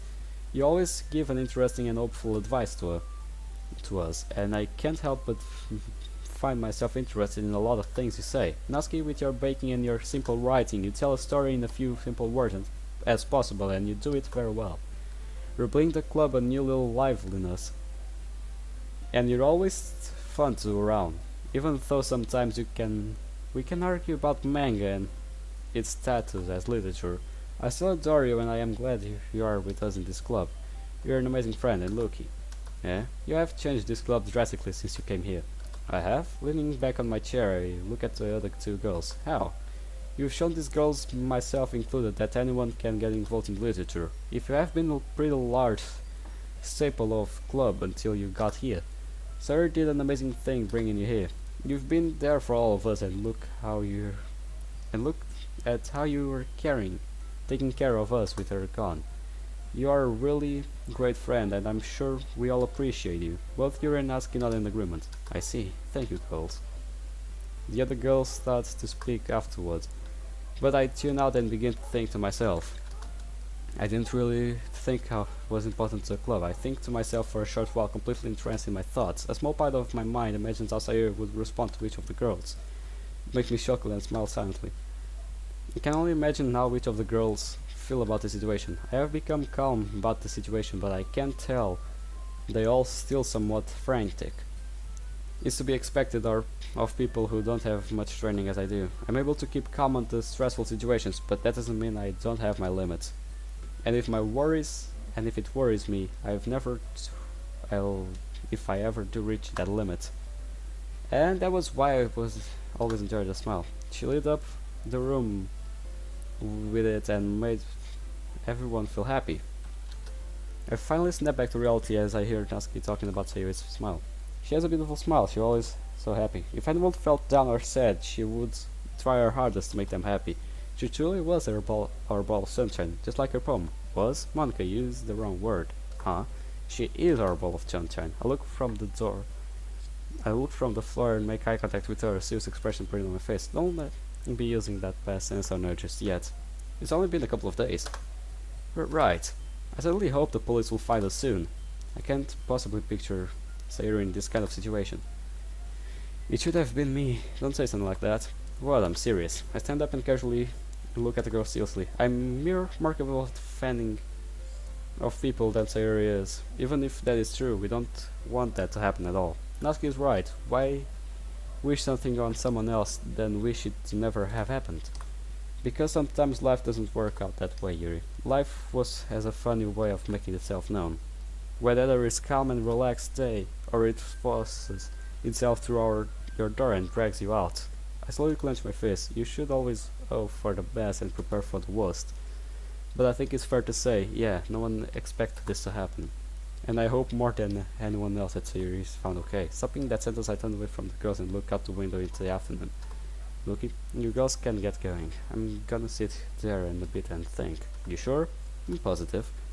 Natsuki and Yuri walk out of the room together, and out of the corner of my eye, from the window reflection, I see Monica look back into the clubroom one last time, departing. Resting my hand against the window, I take a few deep breaths and relax. This reminds me of a time when Sayuri went out on a walk once. Yeah, it's such a nice day out. Mr. Sun really is making everything nice and pretty. It was really fun to hang out with Lucky today. I hope I can do it again. What? Ow, my foot. I think it's twisted. Ow, what are you crying about over there? I think I twisted my ankle. Let me see. I kneel down onto the asphalt and inspect Sayuri's foot. I gently press it a few times and determine it isn't broken or twisted. It's just sprained. Standing back up, I offer my hand to her. Come on, I'll help you up. Really? Yes, really. Sayuri takes my hand and I gently pull her up. Put your weight onto your foot. Okay. When Sayuri stands up and buckles and falls forward. Ah, got you. Sayuri wraps her arms around me and supports her while she does. It hurts. Yeah, I don't doubt it does. You somehow managed to get your foot caught in the crack there on the sidewalk. I think no one else but you could have done that. It was just thinking about something, I guess I didn't pay attention. You're lucky I was here to help you. I'm sorry that you have to help me like this. If I wasn't, you could have called. I wouldn't mind helping you out anyway. You mean it? Of course I do. If I didn't, I wouldn't have said it. You're able to stand on your other foot now. I can try. Ow. Guess not. I'll carry you home, okay? Oh, okay. Heh. Remembering the event, I grab my bag and walk out of the club room while balling up my fists as tightly as I can. Exiting the main doors at the school alone, I glance around the other students that remained on the campus. One of the students catches my eyes. Tightening my grip, backpack strap, I make a beeline straight for the boy. His eyes meet mine and immediately go wide. Wrapping my hands around his collar, I push him back onto the wall of the school. Gah! What the hell is your problem? You are my problem. Kagan grips at my wrist and tries to push himself away from me. Where the hell is she? What the hell are you talking about? Where is Sayuri? I don't know. The last thing I heard is that she was gone missing, and don't pull the bullshit on me. Tighten my grip and further Kagan's uniform stretches and begin to rip slightly. I know for a fact that you're involved into a disappearance. You had this plan all along. You perved on her. I stopped you. You caused this, you could save her and be her big hero. I seriously have nothing to do with this. The only involvement I have had with us was I paid some of the girls to start bullying her so I could come in and defend her. Well, you were right about me wanting to be a hero, but only for that. I wouldn't want her to be harmed in any way, so you were the reason she was getting bullied? Yes. Pushing one last huff of my lungs, I push Kagan against the wall and releasing my grip. You're fucking pathetic. Not able to stand looking at Kagan in the face anymore, turn away. Need to keep my cool, I can't lose it and start beating these freaks facing the school grounds. Look, if you find her or if she comes back safe, please at least tell me. I care about her too. Don't give him the privilege of a response. Kill him! Come on! Pull out the gun and shoot his head. Hello? Hello, Monica. Who is this? That isn't important. I have information about what happened to your friend. Sayuri? What is it? You have to do something for me first. What is it? That boy who prowls along with you. You do not tell him anything. But if you do, Sayuri dies. You're one of the people who kidnapped her, aren't you? No, not directly. I knew about it, of course, but my focus is you, Monica. You are not telling anyone I contact you. But not your friends, not your police, not a stranger, because we are watching you. And the moment you do... Sayuri, she dies. Fine, what do I have to do? You are going to meet me personally somewhere later tonight. Bring nothing. Where? I will call you later with the location. I can't afford to have you tell anyone about this. What time tonight? Can't tell you that either. Think of this as a happy little surprise, okay? I hate the tone of your voice. Haha. Oh, Monica, that's sweet. This is how things are done in the real world. Can you at least tell me what will happen when I meet you?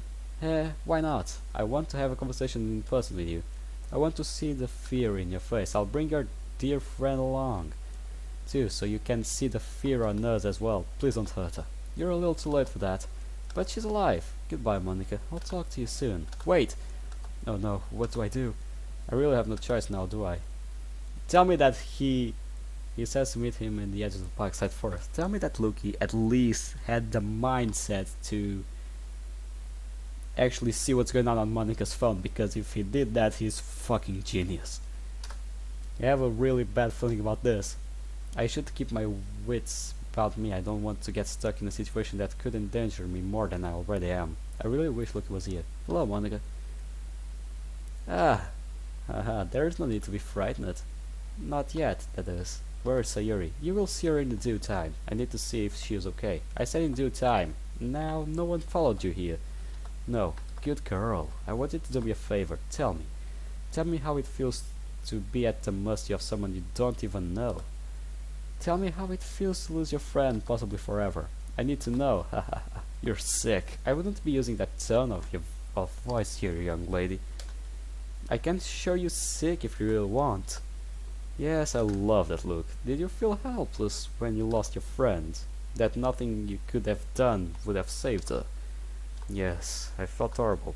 Sayori is a very good friend to me and I couldn't do anything to save her. Good, good. How did the rest of your little gang react?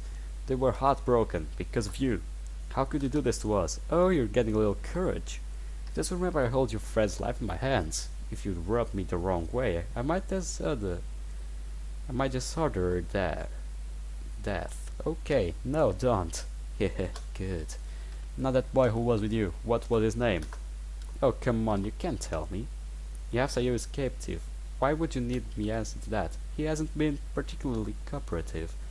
No matter how hard I beat her, she still didn't tell me much. You hit her? You hit her? What are you going to do? Huh, you little bitch? That's right, just because you have control here, you have no control here, you're forced to submit to me. And I do love submissive women. So answer my question, what is the boy's name? It's Fluky. Thank you. Wait, what? That's his name. Is this some joke? No, surely it isn't. Never mind that. I can't see my friend now. I don't see why not. Snap. Man pulls out Sayori from the bushes. The bruises and only gun to her head. Her clothes are torn, dirty and bloody. Traces of blood leak from both of her arms. Monica. Sayori. Ah ha ha. Don't go too far, Sayori. Not finished with you just yet. Sweetheart, it'll be okay, I promise. Please help me. Really? Those are the words you offer your friends? A false reassurance. I thought you would have picked your final words better. My final words? Yup. Snap. Monica. Sayori is forcibly dragged away by the man holding the gun to her head. Now let's have a little fun. The man steps closer to Monica. She backs herself against a tree. Stay back. Please. Ha ha ha. Scream for mercy, bitch. Oh shit, shit, shit, shit. No, Monica is dying. No, don't tell me that he killed Monica. Ha ha ha ha ha ha. You are pathetic for attacking an unharmed woman. Look, Monica looks up at me, her eyes weakened and dim. God knows how long he had been beating her before I showed up, turning my attention to the man in front of me on the ground that tries to crawl backwards away. Monica, are you able to move? Barely. Try to stand for me. Monica tries to pick herself up on the ground but struggles to even get past her knees. Damn it. Stay here, don't move, Monica. What are you going to do? I heard Sayori scream. Where is she? Not telling you. Bad move. Very bad move. Walk over him quicker than he can crawl away. Lifting him up by his shirt, I throw him against a nearby tree. Ugh. Feeling the bump on his head, I hitting the tree, I look at him in the eyes. The very fires of hell burning into him.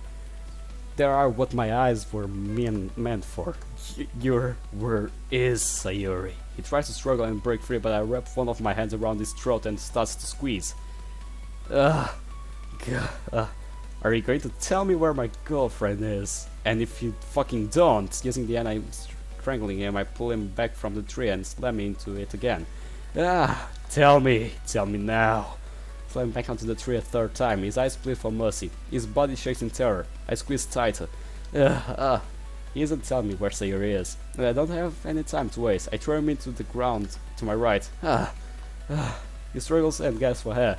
Once he gets enough strength to crawl away, I grab his leg and pull him back. Get off me! The man screams in sheer agony. I've taken his lower leg and forced 80 degrees to the opposite. No. 180 degrees opposite direction, effectively tearing his ligaments of his knee and displacing his patella bone. Kneeling down over his back, I lift his head up by his hair. Not going to ask you again. Where the fuck is she? Look, some man took that away. Monica sits up against a tree and points at the west. You tell me where you took her. If not, I'll break your other leg and leave you here for the wolves. And trust me, they are hungry this time of the year. Gripping his hair as tightly as I can, he looks up to me. Near the river. Good. Slamming his head onto the hard dirt around the ground, he goes unconscious. Monica manages to get herself up on 2 feet. Go on, Monica. What? What about you? I am the least of your worries right now. I turn my back to her and start walk away. I'm going to get Sayori back. I can't leave you here. Listen, you need to go to Sayori's house and stay there. Once she gets home, you call the police and tell them what happened. No. What? We can tell them what happened. You just made it sound like you aren't coming back. If I don't come back, then it is what it is. I have to get Sayori back at any cost. Goodbye, Monica. Without hearing Monica calls out of me, I charge into the forest. While sprinting, I take M9A1 out of my belt line and eject the magazine. Taking the fresh magazine from my pocket, I insert it into my handgun and ready to slide. The ground is riddled with tracks as people was dragged through here. The mess of what I was dragged looked at with the same as Sayuri's body mass. They took her this way. Changing my direction, I slowed down the speed and remained less conscious. I heard voices deep in the forest. Upon getting close, I spot two men sitting on a bench talking to each other. After hiding my position behind my back, I approached the men. "Excuse me, gentlemen." Both of them look at me surprised as I hide the gun behind my back. "What is it, young man?" "Huh. I know it sounds crazy, but have you seen a younger girl with coral pink hair around? So late at night? Not at all." "I'm sorry, son, but no." "Alright, sorry for bothering you." I begin to walk away from the men before hearing a need to stop. "Excuse me, kid, but you aren't going anywhere?" Sensing them coming at me quickly, I pivot my hip and let them throw an elbow backwards. Hitting one of the men in the temple with my elbow, I quick my right knee on the brace of the other collide with me. As he makes contact with my shoulder, I maneuver underneath him and this momentum causes him to roll right over my shoulder blades. "You little p—" The man behind me, regaining composure from the elbow to his head, pulls out a knife and starts swinging wildly. His sloppy arm movements tell me exactly where he plans to swing next. After a window of opportunity, I grab his wrist and as he brings the knife down towards me. I can't waste any more time with these two. Swinging the handgun around, I hold it better position and bring the butt of the handle against his temple. He grunts and falls over his knees, grabbing the back of his hair, and the scholar drag him over the metal bench and forcefully slam his head against it. The first hit turns him and cuts the side of his head open, but he still tries to fight, so I slam his head against the bench again. Ugh! He goes limp as I let him fall to the ground. The other man has already managed to get up and catch me off guard by wrapping his arms around my throat. Oh God! He swings onto my neck with a hell of a lot of more force than I am able to handle. I try to bring my elbow down to his wrist to break it, but I can't get enough force to do it. "Where's my gun?" Shit, when he grabbed me I fell onto the ground. I wasn't expecting him to get up so quickly. Think, his eyes. His head is close enough to me that I reach out towards his face, how emanating with pure hatred and fury, and shove my thumb into his right eye socket. Ah! His screams cause me to dig my thumb deeper in his head. I use the remaining amount of strength to have shove it fast and as hard as resulting into a pop. I finally release my grasp and there stumbles backward, clutching his head. Locating my gun eye on the ground, I dive and get it aimed at the guy. I'm too late, he already has a gun pointed at me. His only good eye now stares at me with vengeance writing all over it. My left arm is thrown backward, the force nearly knocks me to the ground. Raising my handgun back up, I evade and return fire. All the three shots hit him in the upper body. He staggers to me at the ground and drops his weapon. Rushing to him, I kick the gun away from him and watch him squirm until he stops moving. I don't even bother to utter anything. I just look at this body and silent until my left arm starts to sting. Once glance at it shows that I was only gazed by the bullet, but it still managed to take a small amount of skin away as it passed. This is the work of a round that had some form of ejected hollow point. It managed to just cut me as the cartridge expanded. Jesus, if he had actually hit me, I would be in a lot of trouble. After a minute of mental fortitude, I managed to ignore the pain and focus again. I need to find Sayuri. Running back through the forest, I try to find any sort of indicator of marker that could lead me to Sayuri, but I find nothing that helps me. Help! Sayuri screams, calls out anyone desperately at my left. I stretch my strides further and further, so I'm able to cover more ground in each step. In 3 rounds down in this magazine, I have 12 left before I need to reload. Sayuri's screams gets louder as I rip through the forest. My feet practically touch the ground for a fraction of a second before they push me further and leave off again. This is what actually meant when say you will know only the thing to protect what you care about at any cost. And right that woman was. It's time for me to make her proud. Please let me go. Shut the fuck up. Ow, please stop hitting me. Get your fucking hands off her. Gah. Sarah lies on the ground, cowering in fear, her skin bruised and bloody, her clothes torn and dirty. The man dressed with a white shirt and black slacks looks at me startled. It's you! I reach for his throat and pull him off Sayuri. He looks for me in disbelief. Loki? Still holding the man's throat in my hands, I lift my right foot onto his left knee and kick it inward so it concaves. The sound that comes from his knee is exactly what I was going for. It is broken. His screams gives me the opportunity to force him to the ground. Loki, give me a second, Sayuri. there are more and them coming from over there. Sayuri points southwest and as two more men is sulking through the greenery. I bring the butt of my handgun down onto the man's skull that I have underneath me, knocking him unconscious almost immediately. Sayuri is here with me. I can't risk a life any more than it already is. I take Sayuri's hand onto mine and start running down the slope that leads us to a path further into the forest. Look, you came to save me. Yes, I did. Pick up your goddamn feet already, as we're not going to be fast enough to lose the guys. Right. Sayuri tries to keep up, but I can't help but notice a irregularity on the step. When I look back, Sayuri is limping and clutching her left thigh. We are not going to make it out of if it's going to be this slow. I kneeled onto my knees and gesture for climb on my back. Get on my back, I'll get us out of here. But now! Sayuri helps at me, raising my voice as submissively climbs onto my back, wrapping her arms around my collarbone, but leaving enough space for me to breathe. Take both of her legs and guide them to my waist and allow her to hold herself. Her extra weight is gonna make it a lot harder to run for long, but at least it will get us away from these guys faster. As I run, Sayuri's body jumps up and down with mine. God, look, you're hurt. It's just my arm. It isn't serious. Does it hurt? Well, I must admit that isn't serious. It also doesn't help that you keep hitting your elbow against it as I run. Oh, I'm sorry. Yuri brushes her tears away with on the shoulder while tilting her neck. Are you hurt anywhere else except you're tight? I'm sore all over. You're bleeding. I have a bunch of cuts, but nothing too bad. I'm not bleeding to death or anything. Good, listen, I'm gonna get you out of here. But I'm gonna need your entire cooperation no matter what I ask, okay? I trust you. Good, girl. Now when we reach the top of that small hill over there, I'm going to sit you down and want you to hide. Hide? Why? Aren't you already far enough from those two? Yes, but there are others who have been following us. Really? I didn't expect you to notice, but I did as soon as we started running.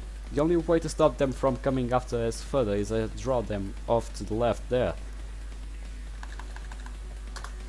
That way, it is away from you. But won't that mean? Yes, but remember, I need you to listen to no matter what I say. Fine, alright, up off, stay down and don't make a single sound. No matter what you hear, understand? Yes, I turn away from her and start down the hill, but she calls out of me quietly. Keep your fucking voice down, for God's sake. Do you want us killed? Please come back to me safe. If I don't come back, you need to get out of here yourself. But I'll ensure that tonight you will get home safely. How do I get out of here if I don't come back? If you keep heading in this direction, you'll reach the road borders to the forest. Once you get there, you should be able to discern where in town you are and run home. Monica should be waiting there for you. Once you get there, call the police and tell them everything. Okay. Take Sayuri's head and lower it enough so I can kiss her forehead. Afterwards, I quickly turn away and start running the opposite directions of her. I must reach some familiar parts of the forest that have been before. This should be a good idea for an ambush. I anchoring down a small foxhole. I calm my breathing and listen for my crew. 3 men are holding firearms walk down the trail next to me. That's right, just a bit further. Hey, what is this on the ground? It looks like blood. Haha, I knew we got him. Where is it though? You go follow the blood trail. Ugh. I knew one of us hit him. There is no way a kid like him can run for too long with that girl. What? Wait, this blood leads that deer. Not only a dead deer, huh? I slowly set the man's body onto the ground and started to walk towards where he came from. He fell right into my trap. I was already worried that more than one were gonna follow, but thank God that didn't happen. I can't waste too much time in these two, as there are about 3 other confirmed people following me. Hey, what's taking so long? That's 2 more down. I can feel the rush of air. Something flies past my face. It's the tree next to me. I see the kid! I dive into the bushes and start to get as far away these people as I can. Fuck being quiet. Just shoot that bastard. Jesus Christ, I can't get lucky like this forever. If I wasn't for the trees I am heaving in and out of, I would be long gone. A few more meters. Reaching a small divot in the foliage, I ducked down on it and remained motionless. After a minute, my pursuers passed right by me. I need to keep moving away from Sayuri. The most I can do now is hope to God she's getting out of the forest by now. How do I get out of here? It seems like this forest just stretches on forever. Ouch, my leg still hurts a lot. I really hope Luke is okay. Maybe I should get back and help him. He could be really hurt. I might be able to save him. No, he said I wanted me to get home. If I turn back now, I could disrupt him and could die. So I will do what he wants. He is doing this for me after all. And I want to prove him that I can be strong too. All of this time Luke has been there to protect me and keep me safe from danger. And when these guys took me and beat me, did things to me, used me to get Monica hurt, it made me realize how weak I really am. I want to be strong like my friends, like him. So I will be strong, visibly look around my surroundings. The dark of the night swallows the forest and makes things hard to see, but it keeps going to the direction that Lucky gave me and make it out of here. When Dad and I would I go camping, he always taught me that if I ever start to lose my orientation, I can look around at the way the trees are angled. All of the trees are pointing to the opposite direction that Lucky told me to go. I move slowly and carefully onwards, trying to make sure no one sees me. Oh god, the gunfire keeps making me jump. It sounds like it's far away from me, but it's so loud that I can't fully tell. Just ignore them, Sayuri. Just ignore them. If there is still gunfire, that means that Lucky is still alive and leading them away. Please, just don't be hurt. I believe in you. You're my hero. The stinging in my leg is making a little hard to keep running, but I know I can't keep going. I could be killed if I don't get out of here. My foot must have slipped into a small ditch. Ouch, I stand up and hear something behind me. Hello there, little lady. Huh? Turn around and the man who is much taller than me grabs me and covers my mouth. He looks to be around Lucky's age and weight, but he is really pale and scary looking. He looks into my eyes and smiles menacingly into them. No, get off me. Never, you little witch. You have brought hell onto us. The Grim Reaper walks among us and he is taking our lives. So in recompense, we must take yours. You freak! He crawls on top of me, but I manage to shove my right knee upon make contact with his crotch. Gugh! His eyes go wide and practically pop out of his head. Pushing against him as hard as I can, I lift my legs and place my feet against his stomach. As I deeply exhale to relieve the weight of my left hand, I push the man off me and fall backwards and into the ditch, giving me a chance to get my feet and start running. Oh no, oh no, oh no. The man gets up after a few seconds and starts to chase after me again, screaming as he gets closer. Get away from me! Now the sting in my left and tight, I run over the hill, not anticipating the drop that follows. I lose my foot and start to tumble down the hill until I follow something hard into my head. No way! No fucking way. It's you alright? Please be alright. My feet keep moving despite the pain I feel in my left arm. Still weaving between the trees I gain more and more distance from my pursuers and Sayuri. Once I am sure I have lost them, I can set up another ambush. Damn it, I could actually get into one of the greener and more lush trees if my arm wasn't refusing to cooperate with me. The burning of my lungs with each breath it takes indicates that I need to stop and rest. I've been running constantly and the adrenaline is going to wear off soon. Looking around my surroundings for any place to catch my breath, I noticed a small cabin about half a mile at least. It looked to be surrounded by trees and could be a suitable place to catch my breath and rest. I get behind the tree and pick up a large side rock and throw it to the west. The echo the sound causes should draw my pursuers away from me. Loud and solid thumbs echo through the forest and the rock hits the trees of the rocks and tops Pearl on his way down. Keeping myself low, I move away from the rock's direction and towards the cabin. The cabin is decrepit and abandoned and unconspicuous in nature. After checking the busted windows, I'm looking into it. I sneak into the door and close it behind me. I still having my handgun at the ready. I look around the room with my eyes adjusting to the pitch of darkness that engulfs me. So far so good. The moment someone slumped over the leaning against the wall opposite from mine. A squatter. The person looks up and their face immediately throws me in panic. Loki? Sayuri, what the hell are you doing here? I struggle to get my voice down, looking back out the window in the forest. I tried to run away, but someone caught me. I managed to get away from him, but then he started to chase me. While I was running, I just slipped and fell down a really long hill and hit my head. When I woke up, I was really dizzy, so I tried to walk around and I found this place here. The dizziness didn't go away, so I sat down and rested my head against the wall. Then you walked in and scared me. I told her to get out of the forest. Frustration welling up inside of my stomach, I ran my hand through my hair and began to think. Alright, we should wait here for a bit. If anything goes well over the next hour or so, we can leave this cabin and get you home. Do you think it will be safe? Well, if they don't find us by then, they could possibly assume we already got out of the forest, and we can use that opportunity to escape. Understand? Terry looks around and stops at my left shoulder. Looky, your shoulder. Terry eyes focus on a large blood stain on my left shoulder around my upper forearm. It's nothing, I just managed to get a cut while I was drawing them away from you. Is it bad? It stings, but it isn't something I haven't experienced before. But enough worrying for now. Let's just relax and stay quiet. I also my handgun in the small of my back around my waistline.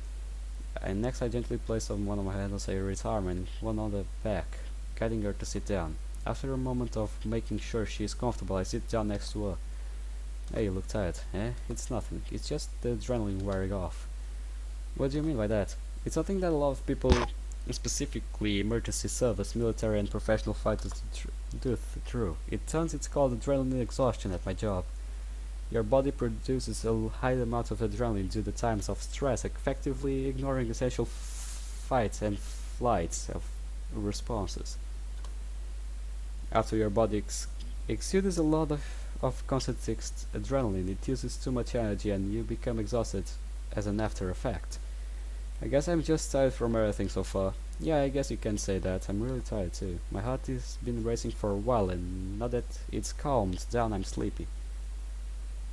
Don't sleep, please. After a solid minute of complete silence, Sarah breaks it. I'm sorry that I caused you all of this. As I look at her, she turns her head away and avoids eye contact. It was because of me that you and Monica got involved and I got hurt. When she does turn to me, her sapphire eyes are watery with regret and remorse. You guys are my friends and I didn't want this to happen. Hearing her voice crack, I wrap my arm around her and pull her close. Don't apologize. Not for this. You had no control over any of this. We can just came to help. Monkey and I care about you just as much as you care about us, and we weren't about to sit around and do nothing about this. But you guys, I place my index finger on her lips and make a quiet shushing noise. Sorry. I am rather painfully aware of the situation we are in, but Monkey is safe now, and I have to get you home safe as well. None of this was your fault, so you shouldn't blame yourself for any of this, especially if we came to help you. I just want to go back to the days where we were in the club just having fun peacefully.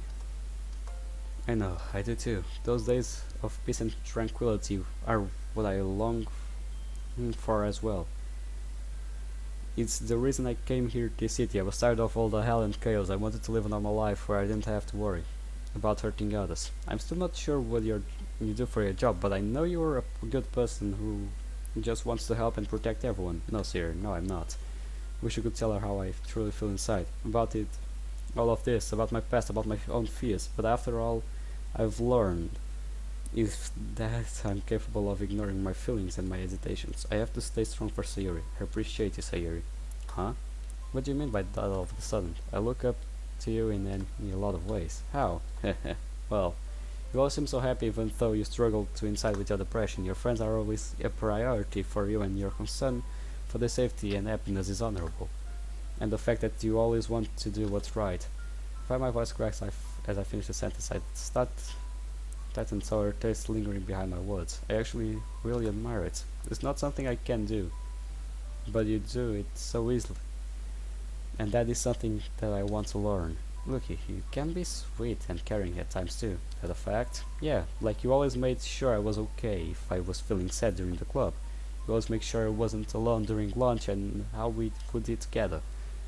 And when the bullies started bothering, you promised me you would protect me. That's right, Kagan paid a bunch of girls to start bullying this sweet girl just so we could come in and save the day, all in an attempt to give in her heart. I am too exhausted to get upset about that, so I lean my head back against the wall and relax. I do that because I care about you, Sayuri. None of the effort I put in tonight or even the last few months would have been put forth if it was anyone but you. Ever since you started pestering me to join your club, or even to walk you home afterwards, I've felt something with you. Like you're someone I am able to count on in more ways than one. I haven't felt this way in a long time since. Stop I said this abruptly, feeling the sting of tears welling up in my eyes. Cyrus gets closer to me and rests a head on my right shoulder. Thank you for everything you've done for me. You're a great friend and a great boyfriend. I don't respond. It isn't that I don't know what to say. I can't physically bring myself to speak anymore. The essence begins to make each of my limbs heavier and heavier until I can no longer move them. I close my eyes and slowly loosen consciousness. Well, are we alive? I hope so. The coughing makes my lungs burn more and more. My throat scratches and tears with each convulsion. I force myself to my knees and place my hands on cold concrete floor. Hold me up. I manage to throw it up. It keeps giving me weird pills and drinks, and they all make me either really dizzy or really sick. I don't like it at all. My stomach turns and makes me wince as a sharp pain causes me to vomit again. Ugh, my body feels odd every time I puke. I've been managing to drink water from the water hose for a while, so I don't feel too sick anymore, but my stomach doesn't ever feel right after a few minutes. I keep having hallucinations of weird things on the walls, spiders, weird figures, shadows which are scary because there is no light in here to make them. Just want to cry. I want Dad to like me. I want Mom back. The dizziness is coming back. I can't hold myself up anymore.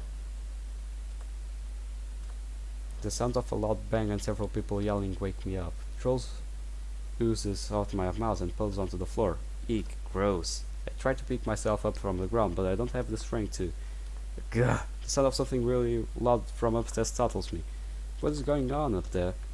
The door of the basement opens and my heart sinks. Oh no, what if someone is here to hurt me again? I can't move. God, they are raiding. Is that my father? I try to lift my head so I can see it, but my body still refuses to cooperate. He rushes to the other side of the room and I hear something clicking like metal. I hear him stumble like he's clinging over something. Forcing all of my remaining strength into my neck, I turn and face where the sound is coming from. My father is unlocking what seems to be a hidden lock that leads to out of our basement. He slides something out and drops it on the ground, exposing the room for the light of the moon that shines outside. Wait, what? I can't even speak right now, I'm too weak. He doesn't even look back at me before he climbs out of the basement and disappears. He left me here. Whoever is in the house couldn't come down here and hurt me, and he left me. How could he? Tears uncontrollably start to drip down my cheeks. Whatever is left of my heart has been torn open, and I can no longer control my breathing or my tears. So there is more of his cruelty and insensitivity than I expected. He would leave his son, one he has spent years torturing, without so much as I glance back. I hate you. I hate you, father. I'm afraid for a second something snaps in my mind. Several pairs of footsteps walk down the stairs around the room. What is this? One of the pairs stop right in front of me before a flashlight is shined onto my face. Oh my god, there's a kid down here. He looks injured too. What? Radio above, let her know what we found. I hear a quiet static sound coming from one of the people standing around me. Ace, we have a child down here. You heard me correct. Male white, looks to be pretty young and injured. Got it, I'll come upstairs now. The flashlight allows me to see several people who are all dressed in black and have scary guns walking around the room. One is a girl with brown hair, the one who was talking on, I think, a walkie-talkie. She walks back up upstairs. A minute that feels like an eternity later, another girl in the same get-up as the rest walks down the stairs, but she has blonde hair. She walks over to me and kneels down and looks me in the eyes. Dear God, you poor boy. Please, huh? Please just leave me be. Don't have enough strength to say those words. I'm surprised I was able to just get please out. The girl's face stiffens, but her eyes don't scare me anymore. I'm not going to hurt you. She looks around at the other people like she is about to make an impulsive decision. Damn it, alright, I'm going to take him. The rest of you continue to sweep. The others in the room nod and start moving out. The girl in front of me gently places her hands and arms underneath me and lifts me up, cradling me in her arms. What is she doing? Just leave me to die here. She brings me up the stairs into the hallway that leads to the basement. Ugh, the lights are all too bright for my eyes to handle. I'm forced to squint or close my eyes. Nothing but white is all I see. I wonder if my eyes are permanently broken from constant darkness. This is uncomfortable. My stomach burns. I can barely breathe. I can't move. I can't even see where I'm being carried to. I find myself slightly shaking my hand, trying to stop the light from straining my eyes. Calm down, calm down. It's okay, I promise. I can see where I'm being taken, and I have no idea what direction where I'm even going in. But all of a sudden the lights no longer sting my eyes, and I'm greeted by the starry night sky. What is out here? I look around the large gravel lot and my father lived on. There are several cars lined up next to a long cinder block wall. It looks like the girl is carrying me to the last car of the line. Once we reach the car, she managed to get one of the doors open and places me onto the seat. Afterwards, she helps prop me upright and looks me in the eyes. How are you feeling? I try to open my mouth, but instead my chest feels heavy as I begin to fall forward. Luckily, she grabbed me before I could and leaned the seat back so I could make comfortably relax. He's still not able to talk yet, huh? Just lie there and rest for a while. A voice and her image become hazy immediately after hearing those words. I'm falling asleep. Poor kid. Looks like he has been through hell. He's literally covered in cuts and bruises. There was also a lot of vomit on the floor where we found him. They drugged him and to test the effects. Fucking bastards, he's just a boy. Damn, Ashley, it's been a while since I've seen you concerned over someone who isn't one of us. I can't help it, Julia. When you said there was a child down there alive, I guess my maternal instincts just took over. Seeing him there on the ground, inches from death, really sent some strong messages and signals through my mind. I see, you're really soft on him, eh? No idea what you're talking about. It's kind of cute, isn't it, you know? Julia, I don't know what we're gonna do about him. He was listed nowhere and he's briefing, and I don't even think there is a proper procedure for this regarding the kid. He must be his son. You should check for any children listed under his name. He's really alone in this world now. No, he isn't. Eh? Ash, what are you doing? I'm gonna make a few calls and then let's get cleaned up crew out here. Right, are you really taking that chance? Wake up. Leaning on the wooden banister with my forearms, I look onto the lake. It's normally very blue and clear, but the clouds above block that the water remains grey pool of limitless thoughts and memories. I keep looking off the side, expecting her to be there with me, but whenever I do, she isn't. And every time my heart hurts intensely. I haven't spoken to anyone all since I was given the news. I don't even want to speak to anyone. There is no reason to. I hear some footsteps from behind me and hand gently placed on my shoulder. Hey. I cock my head to look at Julia, who is wearing a black suit, no makeup, her eyes red as she's just stopped quiet. Not responding, I look back out to the lake. She takes a moment to lean on banister with me and take it the ironic setting in front of us. I'm sorry, Julia. What? Don't you start apologizing now. I've heard that all day coming from you. Just makes it worse. Can't help it. You were just as close as her as I was. Haha. She laughed sadly. I think you're wrong about that. She loved you with all of her heart. The moment she found you, she knew you were going to be a big part of her life. And that I was, eh? It caused her quite a lot of stress and misery. Hey, don't say things like that. You're starting to sound like your old self. Right, my apologies. Julia once again pats my shoulder, but then reaches around and places her arm over my shoulder, embracing me tightly. This was her favorite place to be, and it's where I knew I would find you. She brought you here so many times that she felt she was annoying for doing it. What? No. Now don't go off and start telling me things like that. I know my voice sounds fine, but I'm desperately trying to hide my emotions from Julia and the people around. She felt annoying for bringing me to this place. I always loved coming here, even if I didn't say it. Damn it, Ashley. I guess that part is my fault. Never told you I liked this place or even being here with you. But god damn it, I enjoyed every minute being around you. Why did I get to come to this? You helped me become who I am today, Ashley. You saved me from myself, when all I wanted was to die and give up on this world. Of course your beautiful blue eyes saw past my hatred and resentment. You saw there was good in me. I still don't even know if I have that in me anymore. Since all I do is follow the orders I am given, no matter what cost life is involved. So life is involved. This is affecting me a lot, but I know it's hitting you worse. Do you wanna talk about it? No, I think I'm just gonna sit here for a while. Alright, Julie releases me from her embrace and walks back to her car. If only you were right here next to me. If only I could say that I was sorry for everything, for all the hell I put you through, for being ignorant and combative all the time. If only I could say thank you for everything, for how much you helped develop me out of your own care, how much effort you put into making me who I am. But I can't say those things. I miss my chance and I will never have it again. I need to tell you something. I know life has been hard on you, and it may seem like no one cares or it's there for you, but you mean a lot to me, more than you will ever know. I'm here for you, and even if every sky were to fall, if the very sky were to fall, I would stand before you already, to protect you, to guide you, and to watch you grow and develop. The clouds above begin to cry onto the land, almost as if the coat itself had broken God's heart.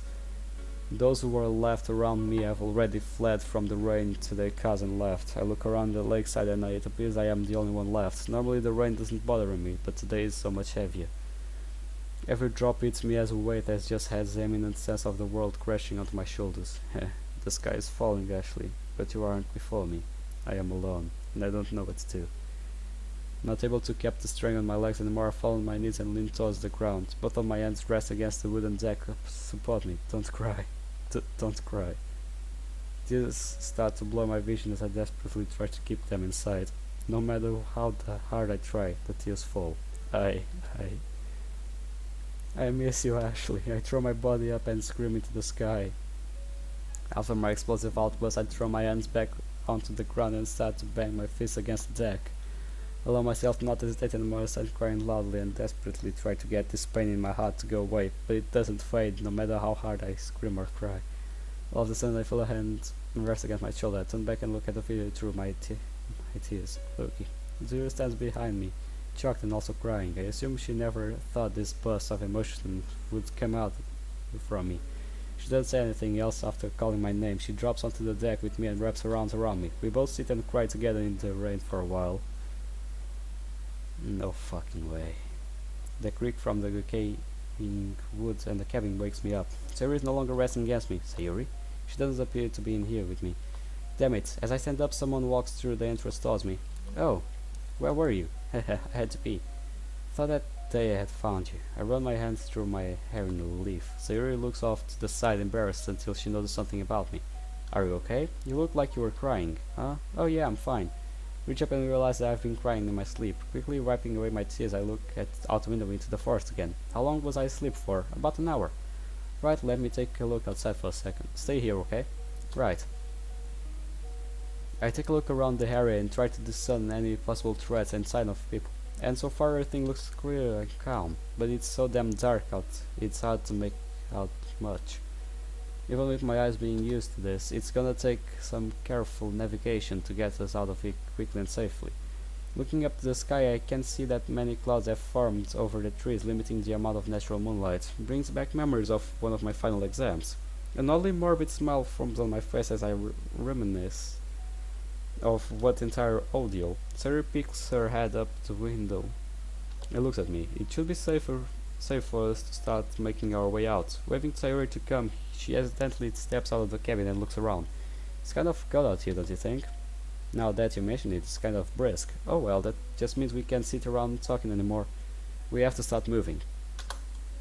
Where do we go from? I run my right hand across my chin while I think and survey the area. My left arm still refuses to cooperate with me fully. It's been dislocated for quite some time now. It's becoming a little uncomfortable at this point, and since it's not wanting to work with me, I might have to reset it soon. In the off chance to get into a bad situation, I need to be able to fight. Every pretty mean right hook, but I can't properly aim while I'm the move with one hand. The stuff you see in movies where people can run and shoot with sniper accuracy is all bullshit. Even walking and shooting makes it difficult to hit your target in one hand.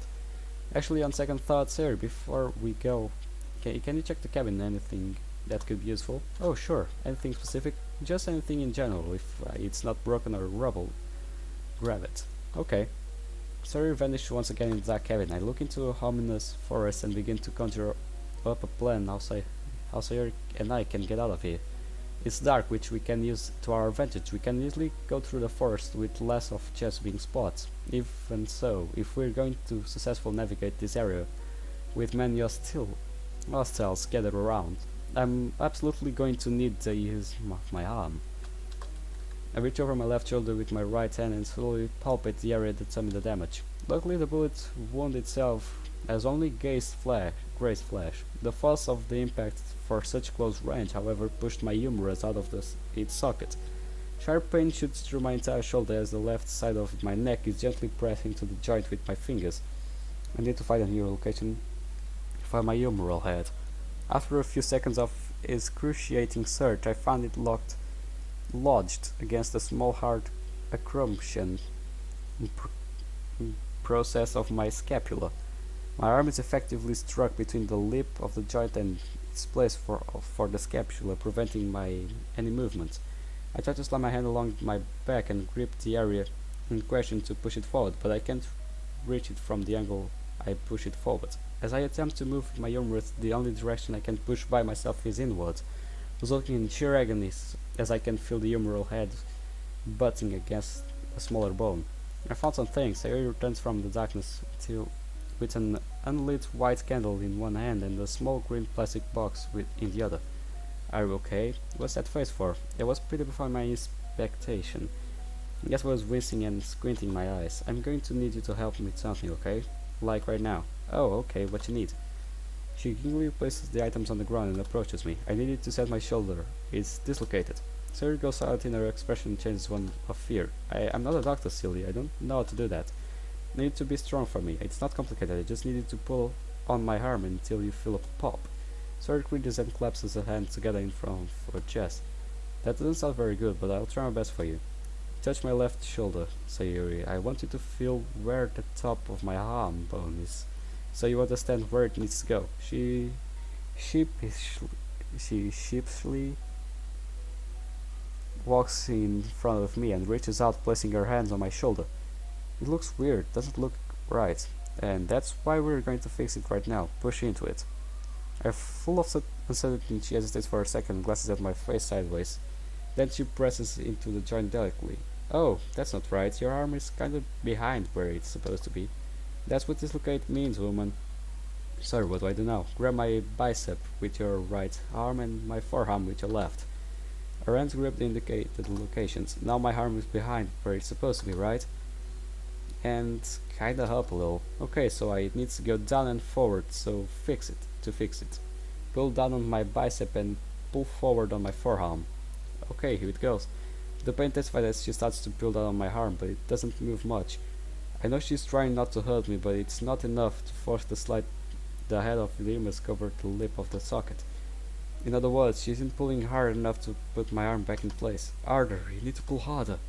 Yep, I don't want to hurt you. If you do it right, it will hurt way less than if you're going to move it slowly. Just do what I asked. She tightens a grip of my arm and bears down onto it, using her weight and pull it downwards, and it stiffened myself and maintain as much as straighten that posture as I can, so I don't move with her. The head of my humerus begins to move away from the small scapular bone. My eyes squint as I feel needle-sharp jabs plague my shoulder. Now forward, make it plop. I can hear her whimpering as she uses her left hand to bring my arm forward, dragging my humerus in the same direction. After a few seconds I can feel a even sharper nagging in pain that the head drags across the edge of the shoulder joint socket. So he lets out a hushed "ho" as she feels the bone pop back into my socket. As the joint is reset, I exhale sharply. Relief washes over like my wave. How was it? Move my arm around. Does it move at all? She maintains her grip and quickly moves my arm in a circular motion. Nothing catches and windlass the movement. The joint is still extremely sore, however. Oh yeah, I would say that's fine now. Sorry, sorry. She lifts my arm and steps back, looking at me shyly and holding her hands together again. Did I do it right? I reach over my shoulder with my right hand and feeling it. It's back to its usual spot. You did, Sarah, thank you. Look back toward the candle as the green plastic box as I foraged from the cabin. Sarah steps back, still looking at me dejectedly, after putting me through an immense physical pain only 2 seconds ago. I was a little hard on her during that, but to be honest, things could get a lot worse tonight. She may have to do some more than pop a bone back in place.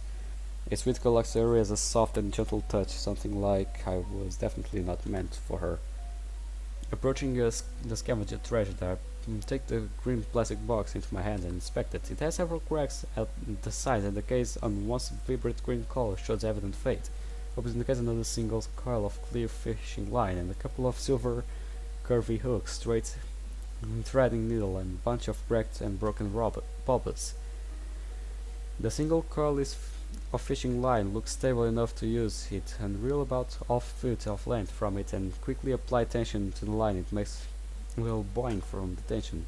But so this is still usable. So what do you think we can do with these? Not quite sure yet. The line is decently long, but some of these hooks are rusted. So we can't really trust their strength. We can't really trust their strength during the oxidation. The candle should provide us some light, or maybe even a distraction if needed. These bubbles, however, are completely useless. I gingerly move my fingers around the box, removing all of the broken pieces of bobbers and discarding them. There are rather sharp and jagged pieces scattered around in there that could cut our hands when we need to grab something. Choosing the plastic box, close the plastic box and make sure the plastic clasp holding its shirt is secured. I put it in my left pocket and turn to Sayori. Sorry, eyes. Even in the situation we are, emanate hope. Which is, to be honest, actually helps relieve some of my stress. I pat her on the shoulder and look her in the eyes. We should probably start heading out. You ready? Of course I am. I move my hand from my shoulder and once again look around the forest. Originally, I believe the direction I had Sayori go and get out of the forest was west. But since we both got mixed up, I can't tell which direction that is anymore. Maybe one of the trees around have moss. Moss always grows on the north end of the trees. At least from there I can determine where west is. I'm just... my luck. No moss. Ah, god damn it. What is the matter? There is no moss on these trees, so I can't determine where north is. And in order for us to get out of here, we need to head west. And to be completely honest, I have no idea where that is right now. Oh, I have an idea. Sarah lights up and throws her arms out in excitement. Eh? Why don't you use the stars to find out which direction we're facing? The stars? Yeah. Me and my dad went camping one time, and I remember him telling me a cool way to find the directions we are facing. Try focusing on the star and watching the direction of its movement. So you are on to something. For some reason, Sarah's idea is absolutely ingenious. I have no idea why I never thought of it. The excitement I suddenly feel makes me almost want to kiss her. But I suppress the urge. The movement of a star indicates the direction of you are facing. It moves left. If it moves left, you are facing north. If it moves right, you are facing south. If it moves up, you are facing east. And if it moves down, you are facing west. Okay. To be honest, I heard about that back in my old school, but I dismissed it as being proposed to us.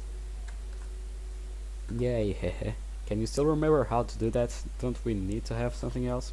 Yeah, you need to have 2 sticks on the ground, one smaller than the other. Then you look at the tip of each branch and align them with a star. I'm on it. Sarah and I turn away from each other and start to look at weighted sticks. The sky may have clouds in it that restrict our view of the stars, but I can articulate and predict pockets of open sky so we can see a star. I hope to God this works. If not, we will be walking for a while. After a minute I look Sarah behind me, searching around for sturdy sticks from the decaying wood around. Sarah is a lot smarter than you would think just by looking at her. Maybe just her cute and vulnerable demeanor is deceptive. So she's a woman with a possibility of hidden weapons. I love it. Yeah. Sarah and I finish setting out a little station and aim the sticks towards a pocket of sky where we can clearly see some stars. I lie down onto the ground, ignoring the extremely agitating soreness from my left arm, and try to focus on the star. When I do, I lock my eye on it and don't look away. Sayuri sits down right next to me with her legs crisscrossed. She speaks from just outside of my vision. So, I forgot to ask, what is it? How did you find me and Monica? I am a man of many quirks, Sayuri. Those just happen to be amplified and intensify in intensity when it comes to stressful situations like this. Did Monica tell you about this? Nope. In fact, I'm kind of irritated that she didn't.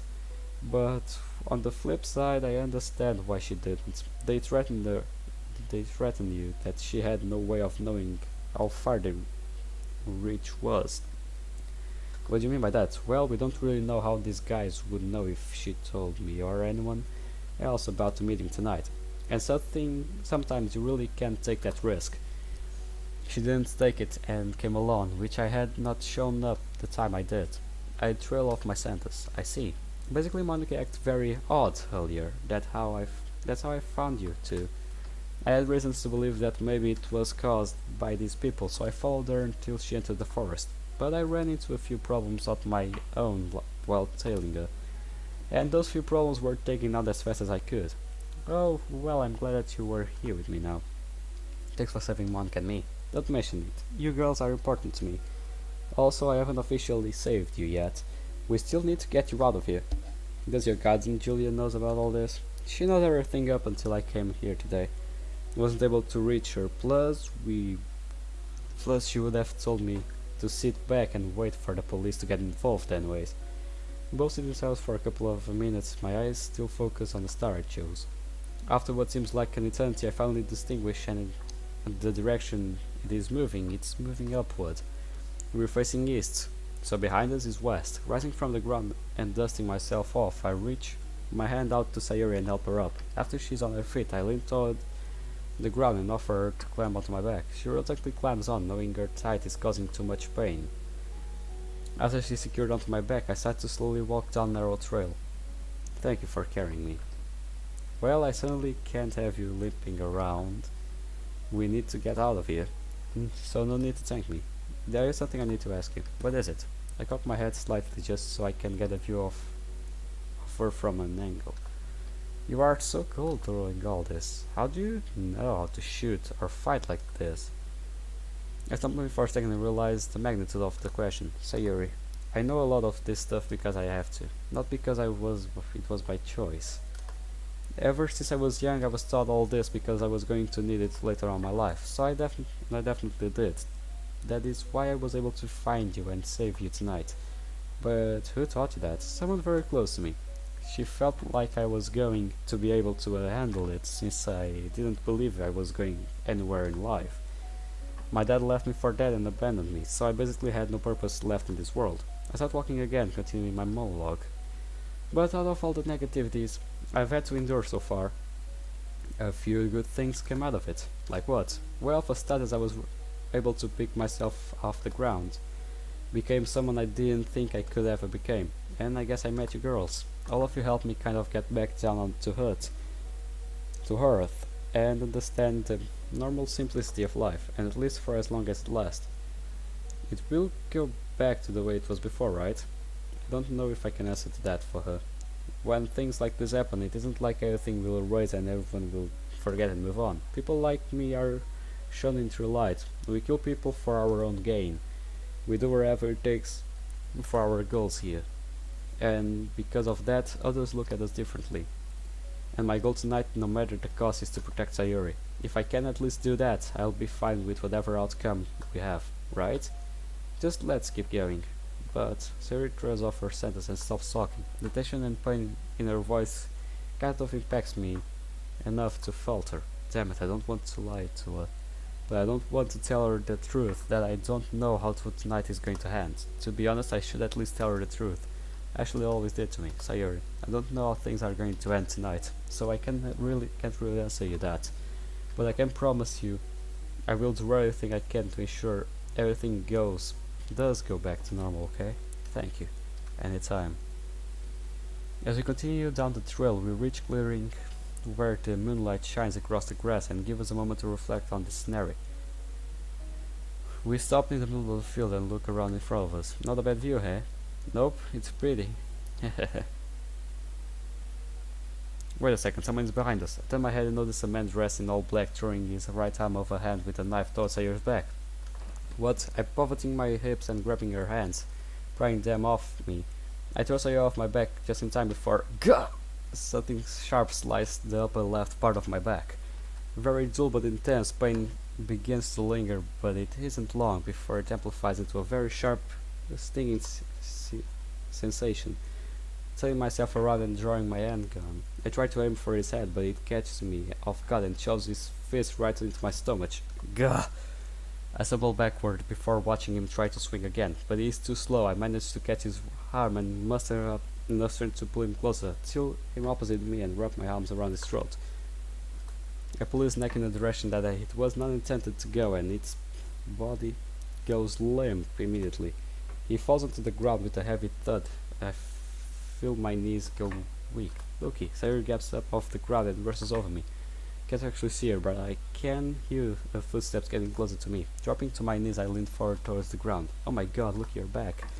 This isn't serious. I reach back and palpate the area it was cut. When I draw my hand back to look at it, there is a concerning amount of blood covering it. Damn it. He managed to actually nick me pretty good. And judging from the amount of blood that my hand got from the small tap, I thought to trail off as I tried to think what to do. I didn't expect any of them to be so close after all this time. But at least one is down. Sayori helps me up to my feet and point across the field back into the tree lines. Let's get out of this field. We are exposed here. Right. Sayori and I walk back into the tree line after making sure no one else is following us. I sit down on a rock and lean forward. Sayori, you just look at my back and tell me how bad it is. Are you sure? Yes, I'm sure. I start to pull my shirt off and expose whatever damage there is to Sayori. She immediately gasps and covers her eyes with her hands. No. It looks really painful and bad. Well, it definitely doesn't tickle. You're bleeding a lot. No shit. I can feel the blood straining down my back in an alarming rate. You must cut a large area near a very active blood vessel for something, because if we don't do something about this soon, I'm going to be too weak to keep going. The fishing line, huh? I reach into my pocket and pull out the faded green fishing kit and handle Sayori found earlier in the abandoned can. I'm so glad you found this earlier. You can use this fishing twine and one of the non-rusted needles to close my cut, but I don't know how to do any of that. I'm sure you will do fine. It's just like sewing up a teddy bear, okay? I don't know if I can do it. Sayori. Sayori jumps and cries a little when I raise my voice. Listen, sweetheart, this is definitely not an easy task, but you are the only person I can count on to do this. I can't necessarily stitch myself back together right now on my own, and if you can't do it, then I can't help get out of this forest. You will be on your own. The most I could do when I'm found is to fight like hell with whatever strength I have left. I can try. I will do whatever it takes to keep you safe. Good. I will help you guide you through this, okay? Okay. I take out the thread needle and thread the fishing line twine into it. The fishing twine is not the thinnest type of twine out there, so this is going to hurt a lot. But as long as I keep my breathing in check and stay strong for Sayori, we can get through this. I unravel a good amount of twine and hand it to Sayori. I also start to give her instructions on how to slitch my back up. She gets behind my back and outside of my vision. Even from there I can feel hesitation resonate on her gentle figure. But she's a strong girl, she can do this. Got a needle? Yeah. I'm going to light this candle right here by striking my knife against the rock. I'm trying to create some sparks that can ignite the wick. Once this wick is lit, then you hold the needle over the flame for at least 10 seconds and ensure it sterilizes the needle from any bacteria. Alright. It takes a couple of tries before I manage successfully to light the candle and pass it back to Sayori. After a minute, she passed me on the soil, indicating that she's ready for the instructions. Okay, now I want you to, with your free hand, close the wound. Got it. As her hand closed the gash in my back, the pain intensifies, but not too much. Now, with a sharp edge of the needle, I want you to start from one of the edges of the cut. Push the needle through both sides of the cut and wrap the twine through. Alright, you see, the instant the needle starts to force this way through my skin, the pain gets so much worse. But Sayori does it with relative ease. Okay, it's done, good girl. Now bring the needle back around side your initial stuck in on about, let's say, a quarter of an inch from the first stitch, and repeat. And once again the needle pushed through my damaged flesh, and the twine easily slides through the muscle. The pain, oh dear god, the pain. Keep it up until you have the entire cut closed. Are you sure? Are you okay? I'm fine, it just hurts a lot. My breathing starts to suffer from the pain. I'll be as quick as I can. Be as thorough out as you can. Right. After literally what felt like an eternity of this hellish pain, Siri stops. What do I do now? Tie it on a very strong knot and close the wound. Okay, after fixing fiddle with my makeshift stitches, she stops and the pain begins to subside. Taking a second to compose myself, I fix her stitch work and find myself astonishingly impressed. What was Siri? Did amazing. Did I? Good girl. How? Now take this knife and cut the string. Okay, Siri grabs the knife and cuts excess fishing twine off. I grab my shirt and put it back while simultaneously allowing myself to recover from the sudden trauma. How did I go? You did great, like you always do. I shoot a smile at her, which causes her to blush and look away slightly. You don't mean that. Wouldn't have said it if I didn't. I wonder where that guy came from. I wasn't able to sense him sneaking up on us since you were on my back. That flank was vulnerable, but it confirms that there are still some out here looking for us. Getting back on my feet, I place a hand on Sayer's shoulder and look around. Now, how is the tight? It's okay, it doesn't hurt too bad. You think you can walk a little bit? I need to be able to be aware of what is around us, or another repeat of this could happen. I put one of my thumbs towards my back. I can do whatever it takes for you. I'm glad I can count on you. Sayer smiles and we continue into the dark forest. Get a gun. Kill them. I'm finally done with the segment. Seriously, why do us division chiefs get stuck with abrasive grunt work at times? Because you're a division chief. At least I can rest my head and my desk a while. Oh, my comfy cozy little office. At least now I can get some rest here for a bit. It's late and I really don't want to be driving right now. Eh? Why's my page light up? Son of a bitch, are you serious? The message on my paper is from Lucky. Julia, situation at the forest on the northwest side of town. Sayuri is there and I'm going. Make sure to keep her safe when she gets home. Is this idiot really going to do that? What I think he is? I throw myself out of the seat and start to dash out of building to my car. Reaching my car, I quickly get to the driver's seat while dealing Lucky's number. No answer, just like voicemail. I seriously hope he's okay. Lately, he has been constantly looking for this girlfriend and he's gone to some unnecessary lengths, which are endangering his own life without the concern of the others. Granted, I don't question what he does outside of the company as long as he doesn't leak anything. Okay, it's done. But he's going to a length that Ashley and I were only afraid of. My stomach feeling queasy, I tried to call Lucky's commission phone once more, but once again I am directed to his voicemail, which skyrockets my fears. His abuse absolutely never ignores calls from his commission phone, so he's either hurt or worse. I pull out of the parking lot and onto the main roadway that leads to town. Realizing that Monica is involved, I try to locate her number in my phone. I remember that Lucky repeated her number to me when I requested it after she was hospitalized. Maybe I can call her and find out what exactly happened to there. Looking through my call logs, I eventually locate Monica's number and give it a call. Hello? Monica, this is Julia. Where are you? Julia, I'm on the way to his house. I was in the forest because the people that kidnapped her called me and said I didn't come, they would kill her. What about Lucky? Where is he? I don't know. He met up with me then, run in the forest after Sayuri. I started to run away after he left. He said to get to our house and call the police. Where in the forest did you say you saw him running off? I can't remember. I was too scared and dazed to really know this specifically. Damn it. Listen, Sayuri's house is right next to Lucas. Instead of going to her house, I want you to head into his, and I'll meet you there.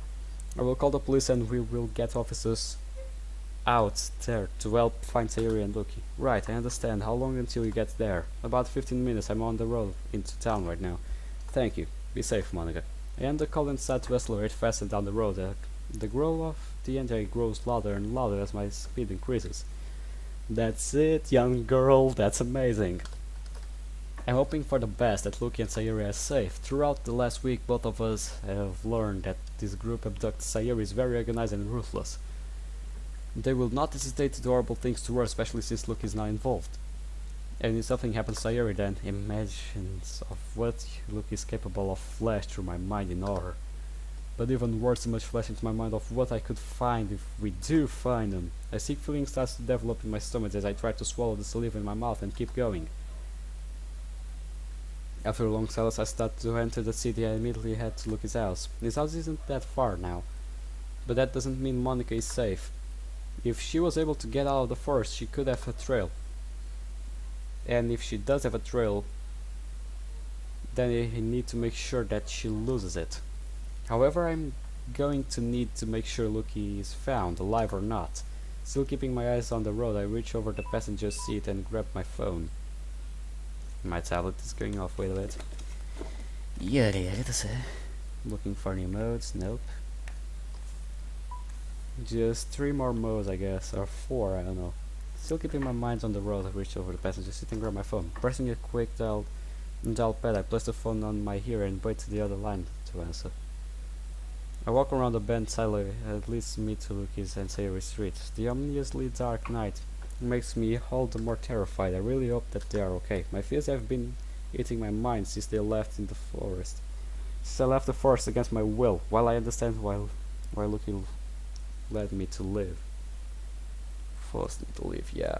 I still wish I could have helped in some way. I couldn't do anything, but I watched as my friend was being hurt in front of me and nearly dying myself. Back before Lucky and the other girls joined the club, I had been very lonely. I don't want to lose them. Huh?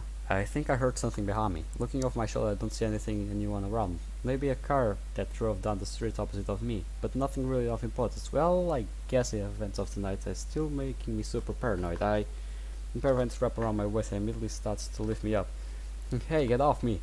Oh god, I start to bang my fists against the ends that protect me. The person's breath was behind my back or my neck. It's trying to frantically get away from my captor, swing my elbow backwards, trying to make contact with their heads. A sudden pain shoots throughout my forearm and my elbow strikes something hard. The hands around my waist release me as I fall to the ground. Clutching my elbow and turning onto my back, I see a middle-aged man in the similar clothing that the guys who were holding Sayuri at the forest. This is the one of the guys. Guessing, I try to crawl backward away from him. His eyes make contact with mine and immediately gives me, "You're going to pay for that, look." My stomach dropped and try to crawl away much quicker. He starts to walk up towards me. What do?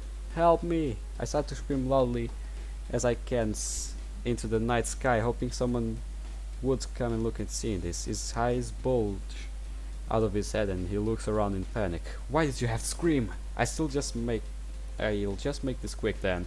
He walks over to me and grabs my foot and aggressively pulls me towards him. I continue to scream as loud as I can, kicking my other foot at his hands, just trying to do everything I can to get away.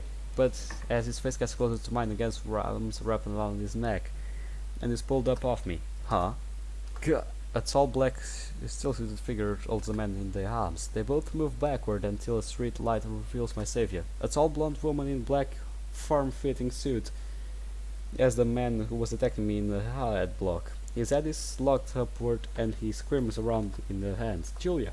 She doesn't respond. She drags the man over into a car that is parked on the other side of the truck, perfectly concealing it from out of view, and slaps his head against the hood. A sound that I never thought I would want to hear comes from the man's head. After that, his body goes limp and Julia kicks it off the side. She walks over me and quickly helps me up. Julia, sweetheart, are you okay? She quickly checks up and down my arms and body for obvious injuries, nod my head and immediately feel tears burn my eyes. She pats my shoulder and looks around. Sorry, I wasn't a minute earlier. I'm just grateful you showed up at all. What is going to happen to him? The police are on their way. They probably know what is going on as he will be taken in custody. Yeah. Right. Now hurry up and get into Lucky's house. Here's the key. Julia hands me a small copper-colored key and turns away from me. I'll pull my car up to the driveway and make sure the officers find this piece of shit here. Got it. Closing the door behind me, I'm turning on the light and lean on the wall and sick. This is all so tiring. I can only imagine how Siri and Lucky are feeling right now. Make my way over to the couch in the living room and sit down. Only now do I realize my hands are shaking. The front door opens closes as Julia approaches me. She has a seat across from me and looks in my eyes warmly. You okay? Yeah, just a little shaken up. Of course you are. This isn't something just normally happens to people. It's only natural to be scared and in some degree of shock. Can you tell me anything about what happened earlier? Yeah, I can.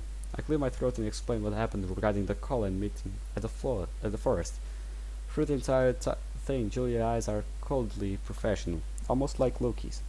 As I finish, she looks back and purses her lips like what I told her scared her. Maybe I shouldn't have said as much as I did. Thank you for all this. I'll tell everything to the officers. Just rest up in here. You're too exhausted to really keep going through this. I'll do, thank you. I lie resignedly on the couch and watch Julia peer out one of the windows before heading towards the kitchen. Maybe if I rest my head a bit I can calm and at least relax. Monica leans her head back onto the couch. I watch her from the reflection on a silver pot. To see such a young girl involved in something like this, it breaks my heart, but not as much as knowing that someone I have always considered a son or a nephew is directly in the middle of it, when all he wanted was to come to the city and live a normal life, but was never actually able to escape the chaos he was born in. When I heard he did want a normal life, it made me chuckle inside. It's such a pure and innocent thing to desire. But in our field, once you're in, you don't get out unless you die. And Lucky knows this very well. My phone vibrates and startling me out of my thoughts. Looking at the desk, the confirmation that the police have been dispatched to the forest were briefed, and one of the officers is coming by to take care of the guy that I now have zipped tied on the road. For now I'm going to stay by Monica to make sure she's safe. I was right about her having a tail. A woman's intuition never steers us wrong. Let myself lean over the counter and breathe freely for a moment, even if I'm being hit with a wave of stress because of all this. But nevertheless, it's not just my first rodeo. When the police gets to the forest, they will be on cleanup as well as searching for Luke and Sayuri. I'll go up there and help them look since I am more easily able to track Lucky, but Monica is safer with me here. Leaning my left hip against the counter, a sudden fit of discomfort stings at me. Oh, my handgun is still strapped to my hip. And it doesn't make for pilot's comfort. That is for damn sure. I might as well just relax and wait the inevitable to happen.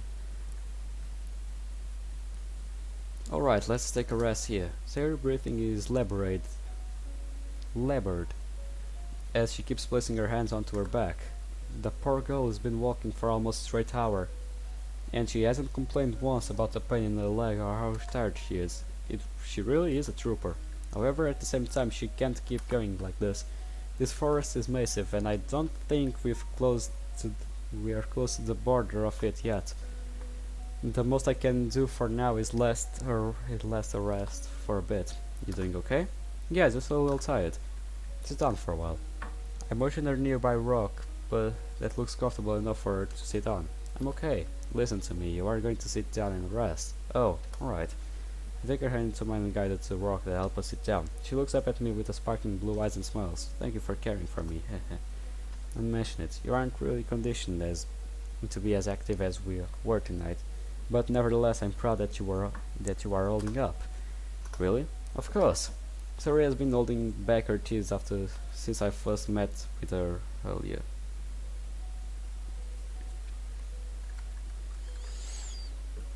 She is scared, she is in pain, and she is barely able to hold in any anxiety she is feeling.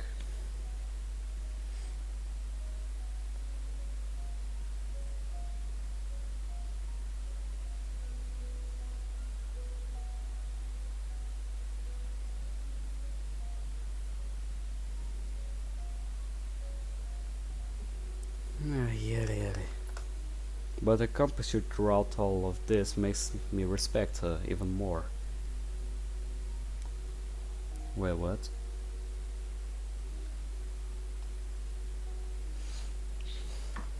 I never would have expected a girl like Sarah to be able to, I guess, really steal her resolve despite the circumstances.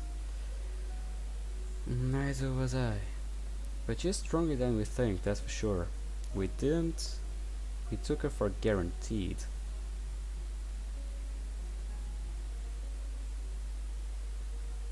But still, this feeling. There's something off. I pat her gently on the shoulder and look into her eyes. She rests her arm on her legs and leans forward, gently rubbing my hands on her back. I try to offer her words of encouragement. Just rest for a bit, Sayuri. I'm sorry I'm so slow. Don't apologize for that. You're doing great. We are almost out of here.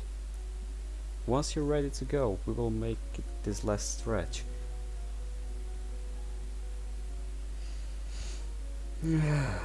Wait a bit.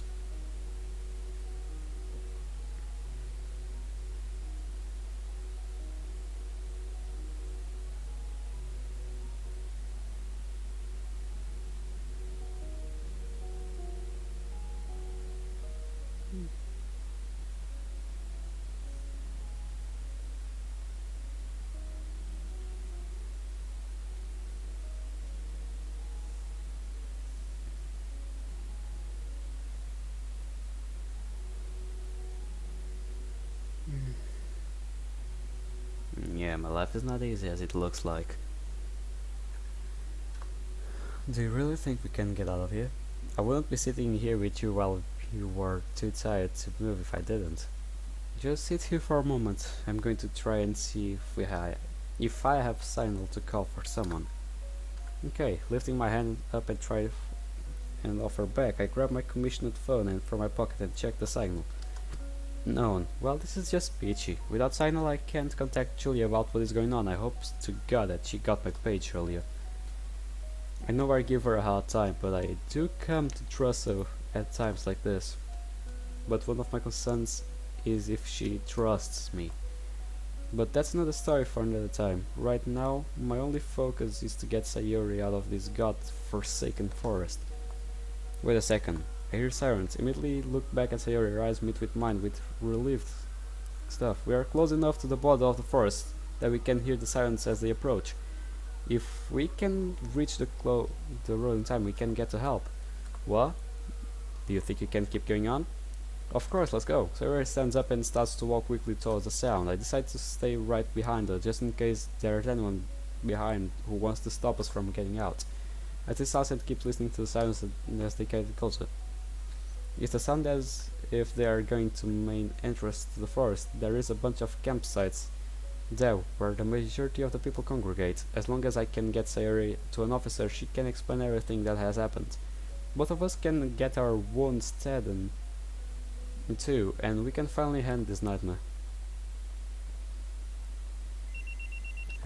My phone goes off, startling me of my thought-filled taste. My thumb hesitates to press the answer button, because there is one of two reasons I'm receiving this call right now. Either Lucky and Sayuri have been found safe, or they have been found dead. Just a little later, and crossing my mind is enough to make my stomach drop in anxiety. Mustering out of courage, I press the answer button. I bring the phone to my ear. Ma'am?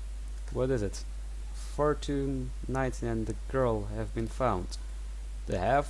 Where are they? They are being taken to the hospital currently. They both were found with serious injuries that required immediate attention.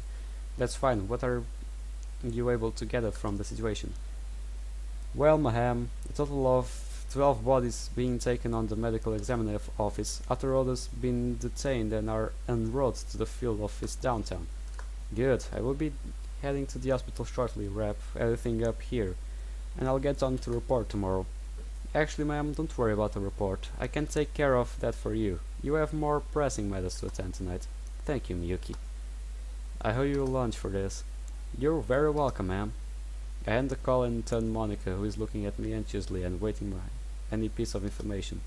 You're able to move? Yeah, why? We're going to the hospital. I walk over to the couch and help Monica to her feet. At first, she struggles to stay balanced, but then manages to keep herself upright. Wait a bit.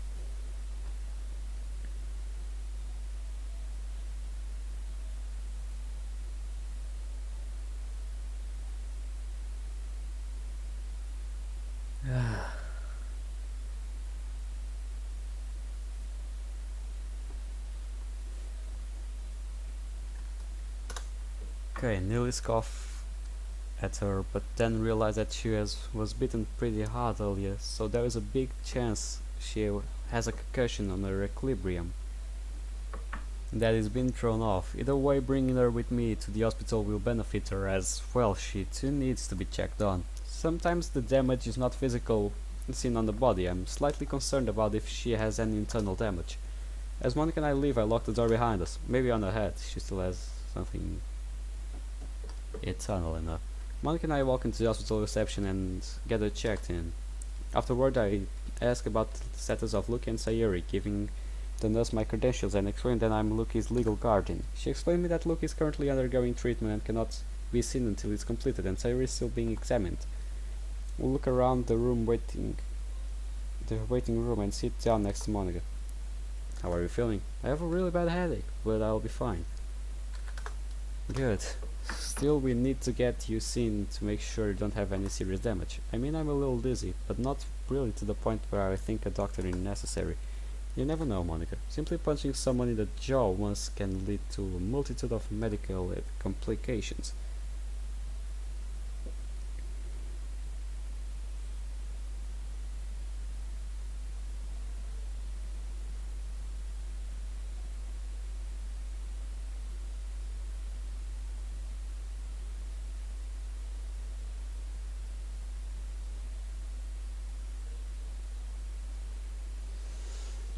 Yeah.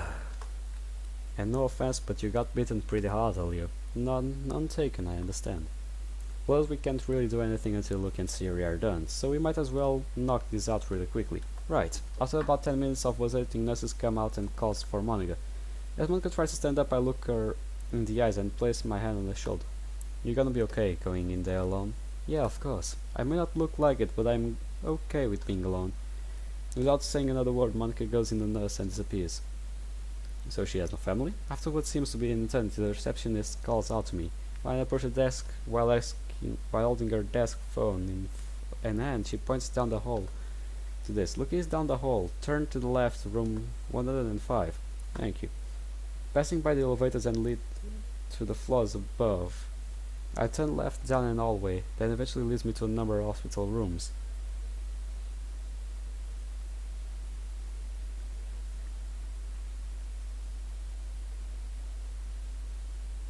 Wait.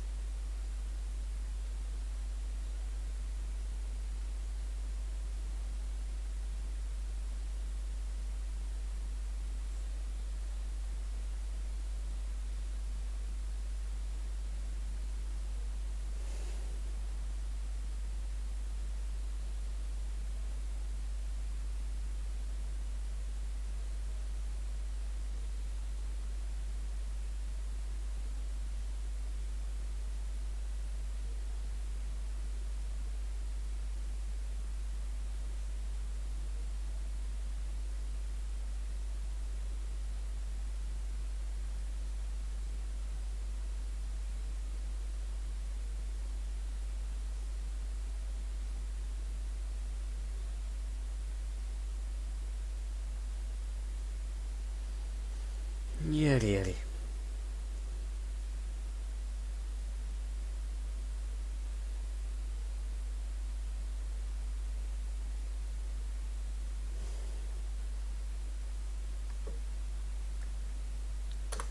Once I get one listed as 105, I open the door. The room is open as Julia walks in. Once she and I make eye contact, she runs over and hugs me. Gah! Woman, get off me. Her arms wrap around me and rub against my arm, shoulder, and back off. All of the places that we endured tonight. I grab her arms and try to pull her off to me, but her grip on me is unexpectedly tight. Thank you. Thank God you're okay. What? Julia doesn't say anything else afterwards. She remains silent and gently rocks back and forth during her hug. Of course I'm okay, but do you think I was going to die or something? You don't want the answer. Julie is behaving rather oddly and, to be honest, isn't throwing me off. The last time she hugged me like this is when Ashley died. All of a sudden it hits me. She was worried about losing me. I guess I just assumed that Julia would not worry about me regardless what's happening. And she was one of the people who trained me, but she also is the one who is caring for me. Understanding this distress that she must have been under, I wrapped my arms around her as well, ignoring the sharp stinging on my shoulder. Okay, Julia, I promise you. She releases me and looks at me in the eyes. I'm glad to hear.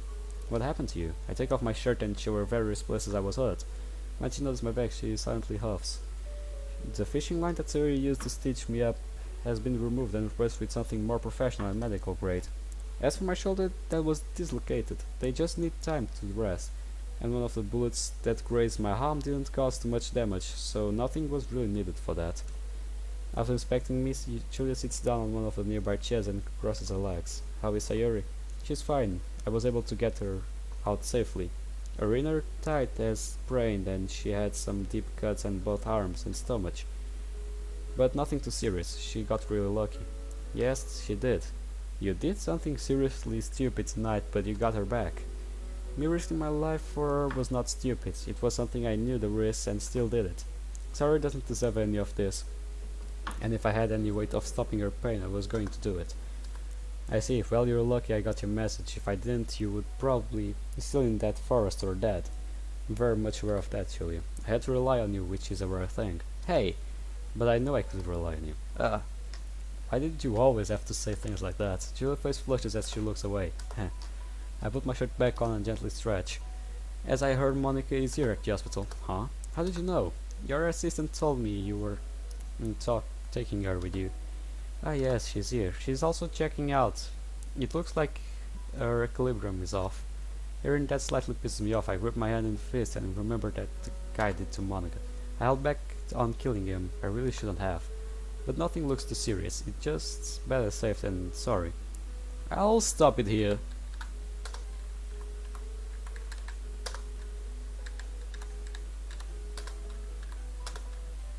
Yes, and load game. It's here. Okay. Guys, I hope you enjoyed this video and well, I'm not holding you more than this. See you guys in the next episode. Goodbye, pals.